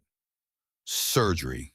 She was the doctor of Granite Hollow after that, not the unschooled assistant, not the woman who ought to be kept to a quiet bit of mending. The doctor. The valley that had stepped back from the Renner name for 20 years came up that mountain road now, when a child was burning with a fever that would not break, or a man had put an axe through his own boot, and they did not step back from her. They took their hats off in the room with the crooked carved sign over the door, and they called her doctor. And the world that had spent the whole of her life insisting on the long list of things she could not possibly be learned, one broken fever and one safely born child at a time, exactly how wrong it had always been about her. What grew between her and Elias Renner over those seasons grew the way the good things on a mountain grow slow and without any announcement, in the passing of a cup of coffee from one hand to another, in the steadying of an arm on a cold step, in the particular silence of two people who no longer have to explain a single thing to one another.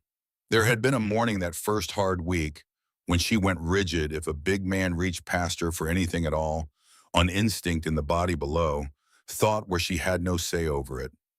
There came a season when his was the only hand on the whole mountain that could come to rest at the small of her back and feel nothing in her go to stone, because that one hand had spent a year and more proving, in 1,000 small, unremarkable hours, the single thing the soft-voiced man with all his fine words had never once been able to prove to her: that she was safe, that she was a person who had chosen to come here, and not a thing that had been bought and sent. He gave her no speeches about any of it. He was not built to make them, and she had heard more than a lifetime's worth of fine words out of a fine man already. He built her a room with good light instead. He carried the things that did not heal and did not let them do the deciding. And one evening, with the long summer sun going gold across the peaks, he asked her, plain the way that family said the only things that ever truly mattered, whether she would stay. Not as a wife out of a paper, not for shelter, which she did not need from any man on this earth anymore. Whether she would stay because this place was hers and these people were hers, the slow-kneed boy and the watchful brother and the wild child gone gentle in the curve of her arm and the big quiet man with the scar. And she had found at the very end of all that running a place where the whole of her, the hands and the voice and the steel and the truth and every dangerous unfolded inch of it, was not a thing to be hidden, but the exact thing they loved her for. She said yes the way she did everything that mattered, without one wasted word. And under a sky going down red over the Bitterroot, the two of them came together at last the way the whole story had been moving toward. From the freezing platform on, and the door of the cabin closed soft against the dusk, and the first stars came out over the mountain and kept their own counsel about what they had seen the way the good ones do. And the child who had once stood in the snow and said, "You are not big. I thought a wife would be big," was not a child anymore by the time she was old enough to be told the whole of it. And when she was finally told it all of it, the train and the cougar and the cave and the ridge, she did not ask for the story again. She asked Verity for the one thing she had wanted since she was small enough to lean into the side of a woman she had once called by the wrong name, the thing that had stood through the fine house and the running and the false names and the fire and the snow, the dark square case, the brass clasps, her father's steel, the one thing that had ever truly belonged to her, given now freely with both hands into the hands of a girl who had decided she wanted to learn how to mend what the world keeps breaking, which is how the thing one stubborn old surgeon had put into a daughter's hands against every rule of his time went on down into another set of hands, up the same mountain, and did not stop. They had thought, all of them, on that first freezing afternoon, that they were buying a strong back. What had come up the mountain in a thin gray dress with a false name and a square dark case was a whole person, the entire dangerous, educated, unbroken truth of one, and the making of every one of them had been the day a hard, quiet man chose to actually see that, and the saving of her had been the day she finally stopped letting the world tell her to keep silent about it. The cougar did not break Elias Renner that first long night. The blood loss did not break him. What broke him and then built him back before the sun came up over the peaks was kneeling there inside his own ruin, watching a woman the whole world had agreed to underestimate, put him back together with her own two hands, and understanding all at once that strength had never once been the thing he had spent his whole life thinking it was. It was never the size of a man or the gun riding on his hip. It was the plain hard courage to stand beside someone the world once kept quiet and to make very sure whatever it costs that she is heard. That is the whole of the story. A bride that nobody ordered who turned out to be the one thing that could save them all, in a family that found out the hard way on a burning mountain in the snow that the people the world tells you to overlook are very often the exact ones holding the whole of it up. If it warms something in you tonight, sit with that warmth a little while before you go on with your evening. And the next time you meet one of the quiet ones, one of the overlooked ones, one of the ones the world has told to fold their gifts up, small, and keep them out of sight, you remember a woman standing on a red ridge with a book held high over her head against the dying light, and you make some room and you let them speak.